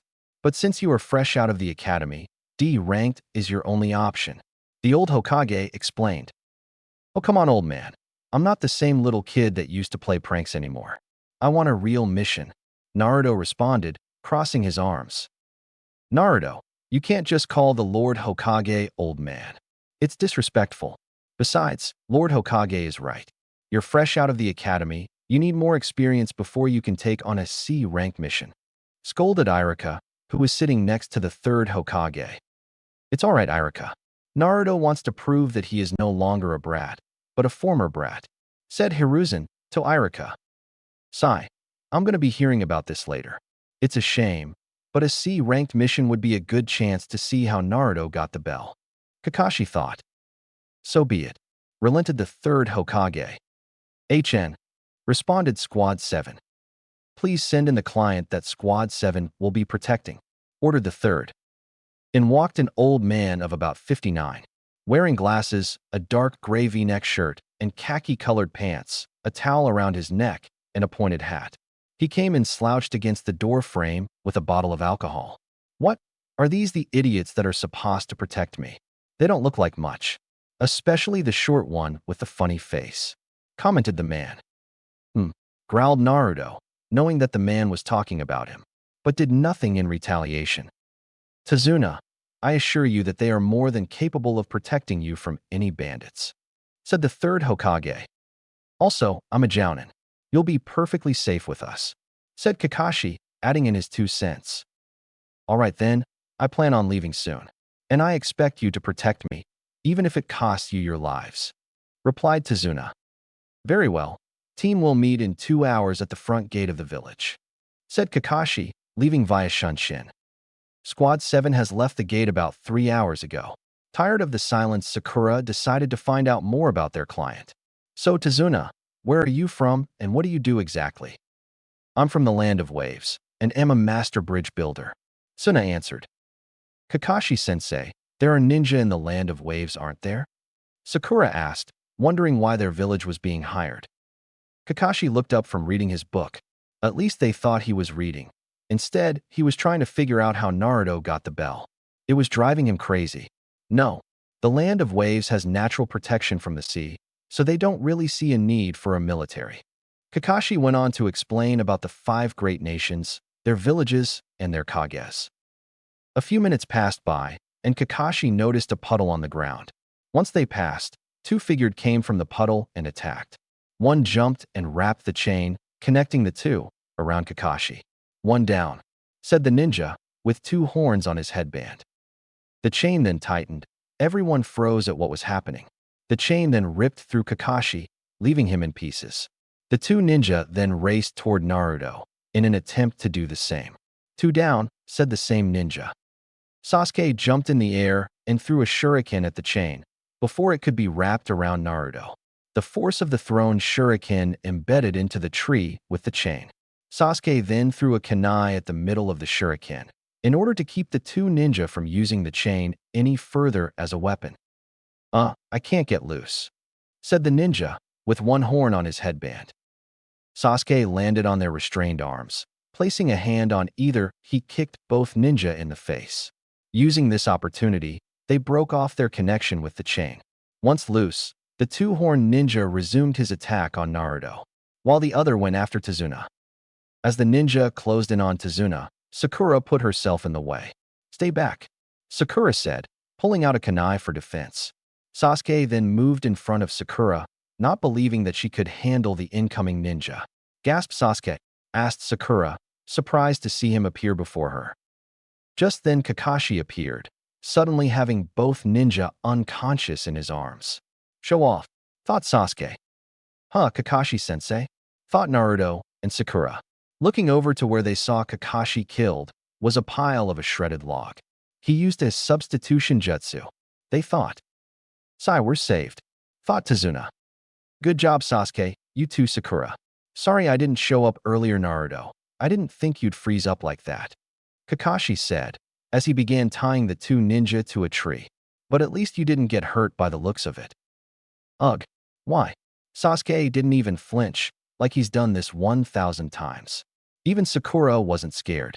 Why was I the only one that froze? Thought Naruto, frustrated that he froze in his first real fight. Hey, you're not hurt, are you, Scaredy Cat? Taunted Sasuke. You'll eat those words, Sasuke, believe it, countered Naruto, wanting to fight Sasuke now. But he knew the mission took priority right now. Sai, these 2 are known as the Demon Brothers. They are rogue Chunin of the Mist Village. They continue fighting for as long as they're able, which makes them somewhat formidable. Kakashi informed, silently impressed that Naruto didn't try attacking Sasuke for that taunt. Why did you let the genin handle them then, if you were still alive? Asked Tazuna. I had to find out who their target was, if it was a grudge between villages, or if they were hired to take out our client. Kakashi replied. How did you know we were going to attack? Asked the ninja, with 1 horn. A puddle on a sunny day when it hasn't rained in weeks. Sounds pretty conspicuous, don't you think? Explained Kakashi. Anyway, Tazuna, we need to talk. Tazuna Gulp Edition H. How come? He asked. You didn't say that there would be ninja after you. The mission was simply to protect you from bandits. This has now become at least a B rank, which would be out of bounds for this team. I'm sure you have your reasons for lying to us, but there isn't much we can do. Kakashi explained. This mission is too much for simple genin like us. I mean, Naruto can't handle it. He froze on his first serious mission. We should go back, said Sakura, scared of running into more ninja. Kakashi looks at Naruto, knowing that Sakura was right, but wanting a chance to find out Naruto's secret, decided to make it seem as if he was agreeing with Sakura. Sakura does have a point. I guess we'll have to go back to the village. Kakashi said. GGGRR, so what? I messed up. It doesn't mean I'll do it again. I'll protect that old bridge builder with my life. I swear it, stated Naruto, wanting to continue with the mission. All right, we'll take Tazuna to the border. We'll get on the boat provided for us to enter the land of waves. Then he will give us his explanation for his Deciate before I make the final decision when we hit land. Let's go, ordered Kakashi. Once at the border, they met with a friend of Tazuna's. They were almost to the bridge when, so Tazuna, care to explain? Asked Kakashi. Yeah, you're right first of all. This mission is out FO bounds, for those genin anyway. About a year ago, a very wealthy man came and took over all our shipping businesses. You've at least heard of him. His name is Gatu. Tazuna said, beginning his explanation. You mean Gatu, the shipping magnate? Kakashi asked. He is one of the wealthiest men in the world. Yes, that's him. On the surface, he is a successful businessman, but beneath all that, he sells drugs and contraband. He is like a plague to our country. He won't stop until we're dead.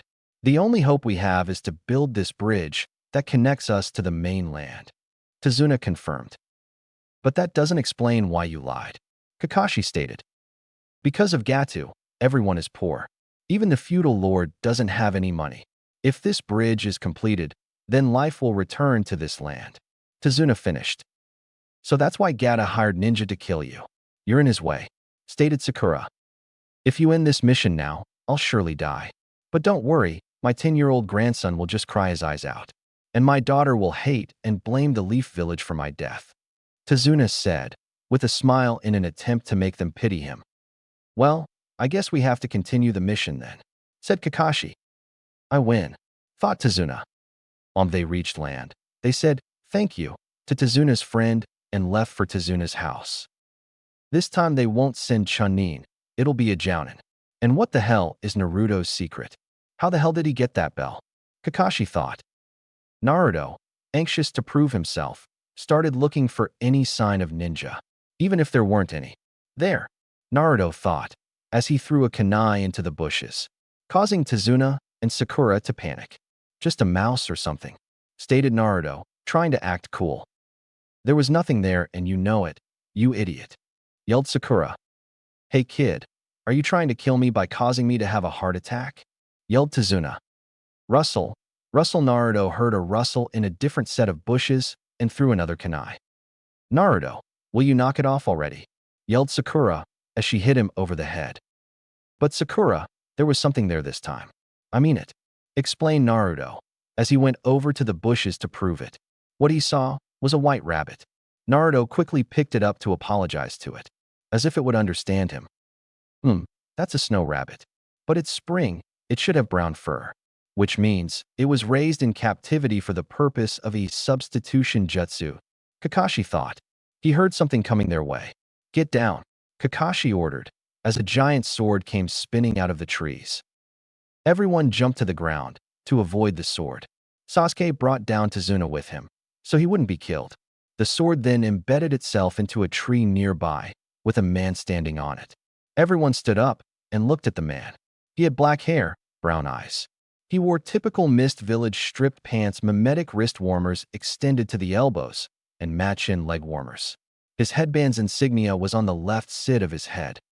Well, if it isn't Zabuza Momochi, rogue ninja and former member of the 7 Swordmen of the Mist, Kakashi said, realizing who it was. Naruto was about to charge in when Kakashi held his hand in front, stopping him. Everyone stay back. He is not someone you can take on. It'll be tough for me, unless I use this, Kakashi stated, getting ready to lift his headband from his left eye. So Kakashi the copy ninja, the man said to have copied over 1,000 jutsu, the one to have obtained the Sharingan. Zabuza stated. Sharingan? What's that? Thought Naruto and Sakura. Sharingan, Sasuke thought, wondering what Zabuza was saying. Surround and protect Tazuna, Manji formation. You'll have to fight me first, Zabuza. So I already get to see the Sharingan so soon. I'm honored, said Zabuza. Well then, let's begin, shall we? Zabuza then grabbed his blade and removed it. He then landed on the water nearby. Ninja art, hidden mist, jutsu. A dense fog started to move in. The Chunin from Squad 7 surrounded Tazuna. Zabuza had moved from his spot on the water. He'll come after me first. He was a member of the Mist's ANBU Black Ops, masters of this silent killing technique. Basically, you won't ever know that he was there. Kakashi said. 8 points. Liver, lungs, spine, clavicle vein, jugular, brain, kidneys, and the heart. Where should I strike first? Zabuza said, scaring the Chunin. Seems as though one of them is trembling. Zabuza finished, referring to Sasuke. Kakashi flared his chakra in response, resulting in some of the fog dispersing. Feeling the killing intent in the area from 2 Chunin, Sasuke felt overwhelmed. Ugh, so these are Chunin. Such killing intent, it's unbearable. I'd rather take my, Sasuke thought, slowly bringing his kunai up before Kakashi interrupted. Sasuke, calm down. I will protect you with my life, said Kakashi, turning around with an eye smile and not wanting his student to do something stupid. You know you can't keep that promise, Kakashi, said Zabuza, his voice coming from all angles. Suddenly Zabuza appeared between the Chunin and Tazuna. Now the old man is mine, proclaimed Zabuza. Before Zabuza could seam his blade, he was stopped by Kakashi stabbing him with his kunai. But instead of dropping dead, Zabuza turned into a puddle of water. Nice try, Kakashi, said Zabuza. He swung his blade through Kakashi. This resulted in the same as with Zabuza. What? Nice try, Zabuza, said Kakashi, mocking Zabuza. I see. You already copied my water clone jutsu and hid yourself in the trees waiting for me to strike.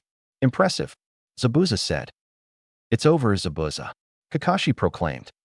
Oh, on the contrary, Kakashi, said Zabuza, this time from behind Kakashi. The water clone dispersed as Zabuza swung his blade toward Kakashi. Kakashi responded by ducking under the swung blade. Zabuza then brought the sword toward the ground and switched from his right hand to his left hand, giving him the opportunity to kick Kakashi. Unable to dodge, Kakashi took the kick, hoping to be able to escape into the water. Zabuza gave chase, but skidded to a halt as there were Mitsubishi spikes blocking his path. Mitsubishi spikes. You'll have to do better than that, Kakashi, Zabuza claimed as he shunshined away. Ugh, something's not right. This water is too heavy, said Kakashi as he surfaced. Too late, said Zabuza as he appeared behind Kakashi forming hand signs. Oh no, said Kakashi, realizing he was in trouble.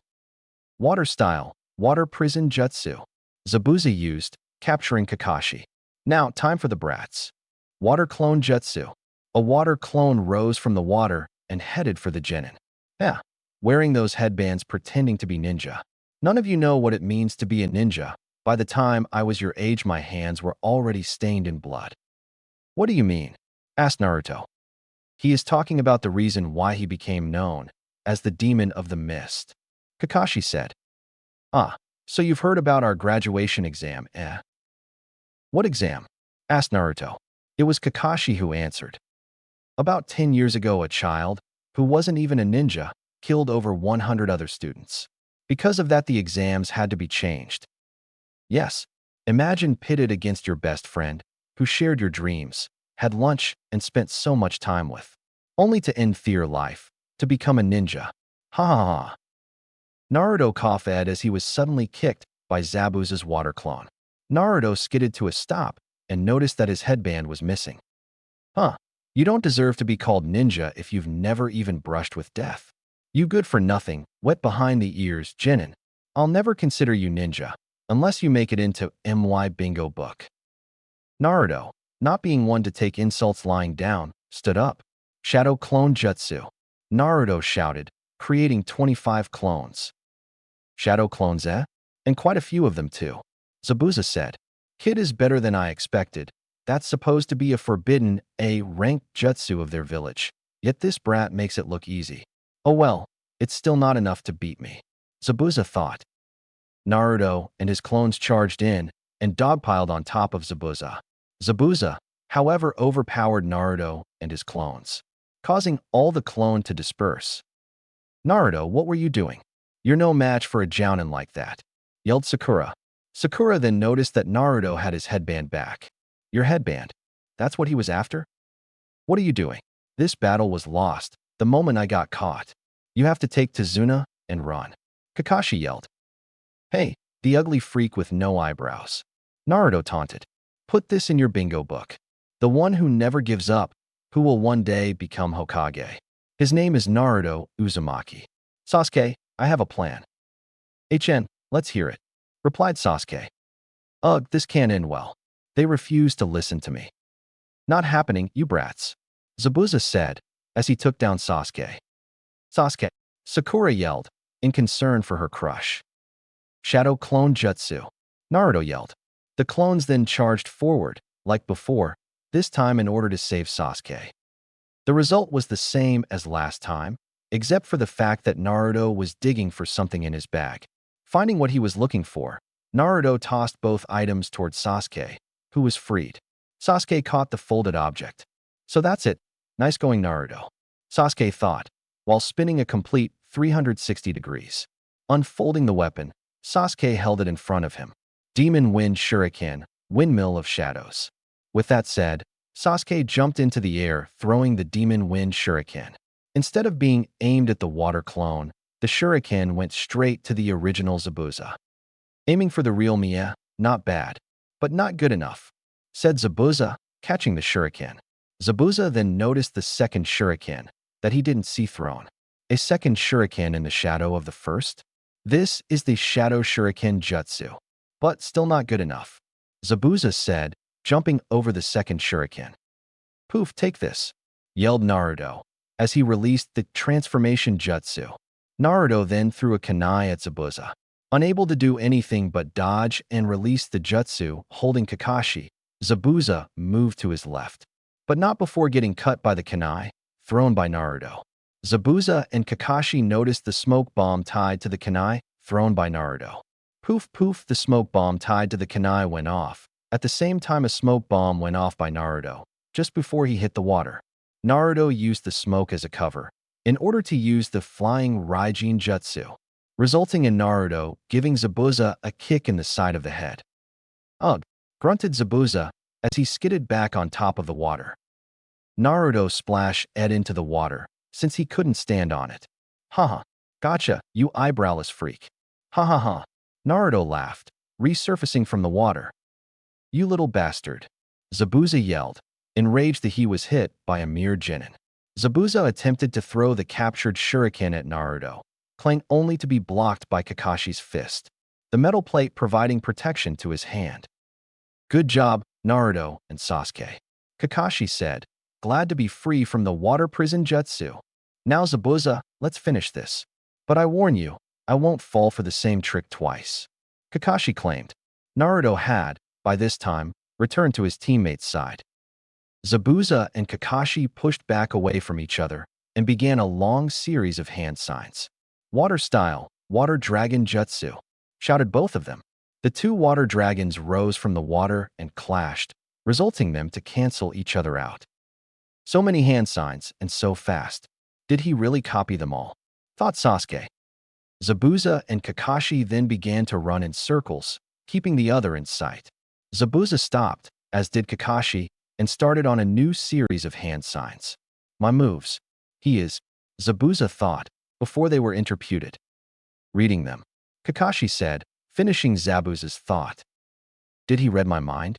He is really pissing me off with that damn eye of his. Kakashi finished for Zabuza, continuing to copy Zabuza's hand signs. Continuing with his hand sign, with Kakashi copying, Zabuza yelled, "All you're doing is copying my. You can't beat me with those cheap circus tricks." Kakashi, yelling the same thing, continued to copy hand signs. Zabuza came to a slight stop, seeing an image of himself behind Kakashi. What is this, a Jinjutsu? Zabuza thought.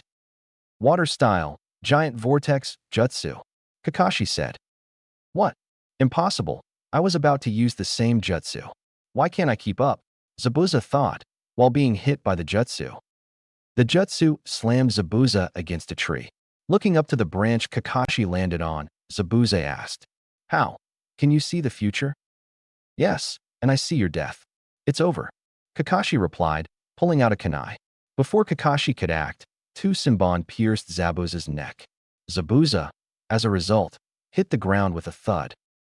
"I thank you for your help," said a young man in a separate tree. The young man had long black hair, a slender frame. His shinobi outfit consisted of the standard Kirigakure pinstriped outfit, which stopped at his knees.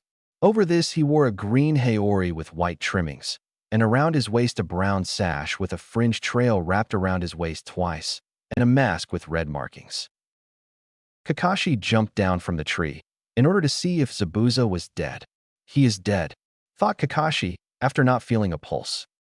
"I must thank you. I've been waiting for an opportunity to take out Zabuza for a while now," said the boy with a bow. That mask means that you're a tracker ninja of the hidden mist," Kakashi stated. Given his height and the sound of his voice, I'd say he isn't much older than Naruto. And he is already a tracker? Thought Kakashi. "Yes, you are correct," replied the boy. What's a tracker?" Naruto asked. "Maybe if you'd listen, instead of sleeping, during a lecture you'd know. A tracker is someone who finds and kills ninja who've betrayed their village," Sakura answered. "Yes, that is my job. I must be going now. Again, I thank you for your assistance." "Goodbye," said the boy, as he grabbed Zabuza's body and shunshined away. "Well, looks like the worst is past us now," Kakashi said, pulling his headband back over his eye. "Yeah, thank you for protecting me. You all can stay at my place until the mission is over. It's the least I can do," said Tazuna. "Naruto, just how deep?" Kakashi began, as he collapsed unconscious. "Kakashi-sensei," the three yelled. "What's wrong with sensei?" asked Naruto. Sakura went over to check. Not seeing anything wrong, she concluded only one thing. "He's fine. Probably just used up too much chakra," said Sakura. "Well, let's get your sensei over to my place so he can get some proper rest," said Tazuna. With that, Naruto and Sasuke picked up Kakashi and headed for Tazuna's house. Kakashi woke up and realized that he was probably in Tazuna's house. "Look guys, sensei just woke up," said Naruto, informing the others. "How are you feeling, sensei?" asked Sakura. "I felt better. I'm not quite used to wielding the Sharingan like that for long periods of time like that," Kakashi replied. "Well, maybe next time you'll take it easy then," said a young woman who just walked in. She had long, dark blue hair. She wore a pink shirt and a blue skirt that reached her calves. "I'm Tsunami, your client's daughter." "Nice to meet you, and thank you for letting us stay here for the duration of the mission," Kakashi said. Tsunami responded with a curt nod and left to make dinner. "Ah, you're up, I see," said Tazuna, walking in as Tsunami left. "First, I'll remove the bandages and drain some of the blood," stated the tracker ninja. As the tracker went to remove the bandages, he stopped as the corpse suddenly grabbed his arm. "That's enough. I'll do it myself," said Zabuza, removing the bandages. "Ugh, you're so brutal, Haku. You didn't have to go for the neck." "That's true, but the neck has the easiest access. There's no muscle that could detour the Senbon," the tracker, now known as Haku, replied. "How long are you going to wear that stupid mask?" Zabuza asked. "I like this mask, and it was very useful to fool those ninja," Haku answered, while taking of the mask. Haku had a very feminine look about his, despite being a boy. "Are you going to be alright next time you face them?" Haku asked. "Next time I'll beat the Sharingan, but it's that boy I'm more worried about. I've never seen a boy capable of being so fast," Zabuza replied. "Wasn't it just a Shunshin jutsu?" Haku asked. No, it was something else. Something I've never encountered before. Zabuza answered. Kakashi shot straight up, just now realizing something. What's wrong, sensei? Asked Sakura. That young tracker. Do you remember what weapon he used? Kakashi asked, knowing the answer. Senbon. Sasuke answered. That's right. Senbon aren't really deadly, unless you hit a major blood vessels, said Kakashi. But what does it matter? Asked Sakura. Trackers are supposed to destroy a body on sight, and if they need proof, then just the head would be enough. Trackers are also taught everything about the human body and how it works. It's possible that this tracker is a fake, meaning that Zabuza is still alive. Kakashi explained. Chapter 7. Training, Battle, and Personal Decision. Aren't you thinking a little too deep into this? I mean, the guy got struck in the neck, said Tazuna. That's true, but anyone who is highly trained using Senbon can cause a temporary death-like state by aiming at the neck. None of the Senbon struck the jugular, which would be easiest to hit. And I forgot to mention, Senbon can kill if they strike vital organs. But that is difficult if the person's body is well trained and has a thick muscle structure. Kakashi explained. Looking at his students, Kakashi not said that Sasuke seemed indifferent, Sakura was scared, but did well-ish to hide it, and Naruto seemed excited. Oh boy, Naruto seems excited about this. Well, hopefully, this will provide chance to see how Naruto got the bell and managed to hit Zabuza. This will drive me crazy if Naruto doesn't tell me. How he did all that. Kakashi thought. Anyway, we can't ignore the possibility that Zabuza is alive. Either way, even if that's not the case, we don't know if Gato has already hired someone else to take you out to Zuna, said Kakashi. But sensei, if Zabuza is alive, then wouldn't we be at a disadvantage with you in this condition? Asked Sakura. Normally, yes. But anyone put in a temporary death-like state would need about a week to recover, which is for about the same length of time. I'll be out of Komitaion as well. Anyway, in the meantime, you guys will be training. Training? What is that going to do for us? We don't stand a chance against Zabuza and that maked kid, yelled Sakura. Sakura, who was it that saved me in the first place? You three have grown, especially you Naruto. You've grown the most. Kakashi explained, complimenting them. By the way, Naruto, how did you manage to hit Zabuza anyway? Asked Kakashi, dying out of curiosity. Naruto, who was enjoying the compliment, was surprised by the question. Well, I am. Naruto struggled to answer the question, as he didn't want to tell his teammates just yet. Hey, Grandpa, said a young boy, running into the room towards Tazuna. The boy has spiky black hair and dark-colored eyes, and wore a green jumpsuit with a yellow shirt and a simple pair of sandals. He also wore a blue and white striped hat. Inari, said Tazuna, greeting his grandson. These are the ninja that kept me safe on the way home. Say hi. While hugging his grandpa, Inari stared at the ninja. Grandpa, don't you see these weak people are going to get killed? Asked Inari, making it sound more like a statement than a question. Inari, don't be so rude to our guests, said Tsunami, coming back into the room to see her son. It's okay, I'm rude to them too. Ha ha ha, stated Tazuna. Sigh, honestly, you two. Anyway, dinner is ready, said Tsunami. After dinner, Squad 7 went out into the forest. Kakashi was able to walk, but only with the help of crutches. Kakashi stopped in a small clearing that had some very tall trees. Okay, here is where you three will be training, Kakashi said. Kakashi-sensei, what are we going to be doing exactly? Asked Sakura. You will be learning how to control your chakra, answered Kakashi. But how come, sensei? I mean, we already know how to use chakra. So how is this supposed to help us beat Zabuza? Asked Naruto. Naruto's right. We know how to use chakra in order to use ninjutsu, said Sasuke. Slightly surprised that Sasuke agreed with Naruto, Kakashi began to explain. No, you barely know the basics. Up to this point, you've only guessed at the amount of chakra necessary and hoped that it would turn out right. Using too much or too little could cause the jutsu to not work at all. During ninja battles, a ninja must be able to use her chakra precisely at a moment's notice. This exercise will help you three do exactly that. Okay, so what do we have to do? Asked Sakura. I'll show you, replied Kakashi. Kakashi turned toward the closest tree and focused his chakra. Once he was finished, he began to walk up the tree, of course with the help of his crutches. Whoa, he's walking up the tree. Now that I think about it, my lack in chakra control is probably why I can only use the flying Raijin jutsu, like 10x before I'm out of chakra.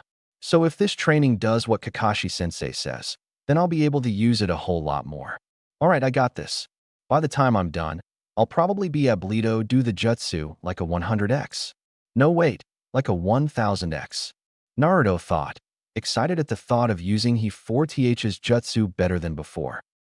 Okay, I want you to each pick a tree. Then focus your chakra to the soles of your feet. It is said that the soles, or your feet, is the most difficult to focus one's chakra. Mastering this, you can master any jutsu. Theoretically.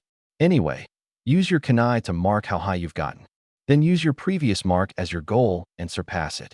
Kakashi explained, taking notice that Naruto's eyes were now more like big white saucers. Doing as instructed, they each took out their kunai and began running toward their respective tree. Naruto only made it 2 steps before falling back onto his neck. Ouch! Damn it! Cursed Naruto, upon landing.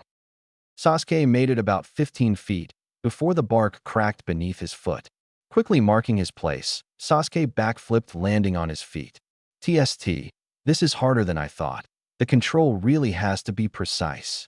Thought Sasuke. That's about what I expected from the two. Kakashi thought. Hey, this is easy, yelled Sakura, sticking out her tongue toward her sensei. Nice job, Sakura, said Naruto. Damn, why is it so easy for her? Naruto thought, frustrated and jealous at not making it anywhere on the tree. Well, so much for the future Hokage and famed Uchiha clan, right?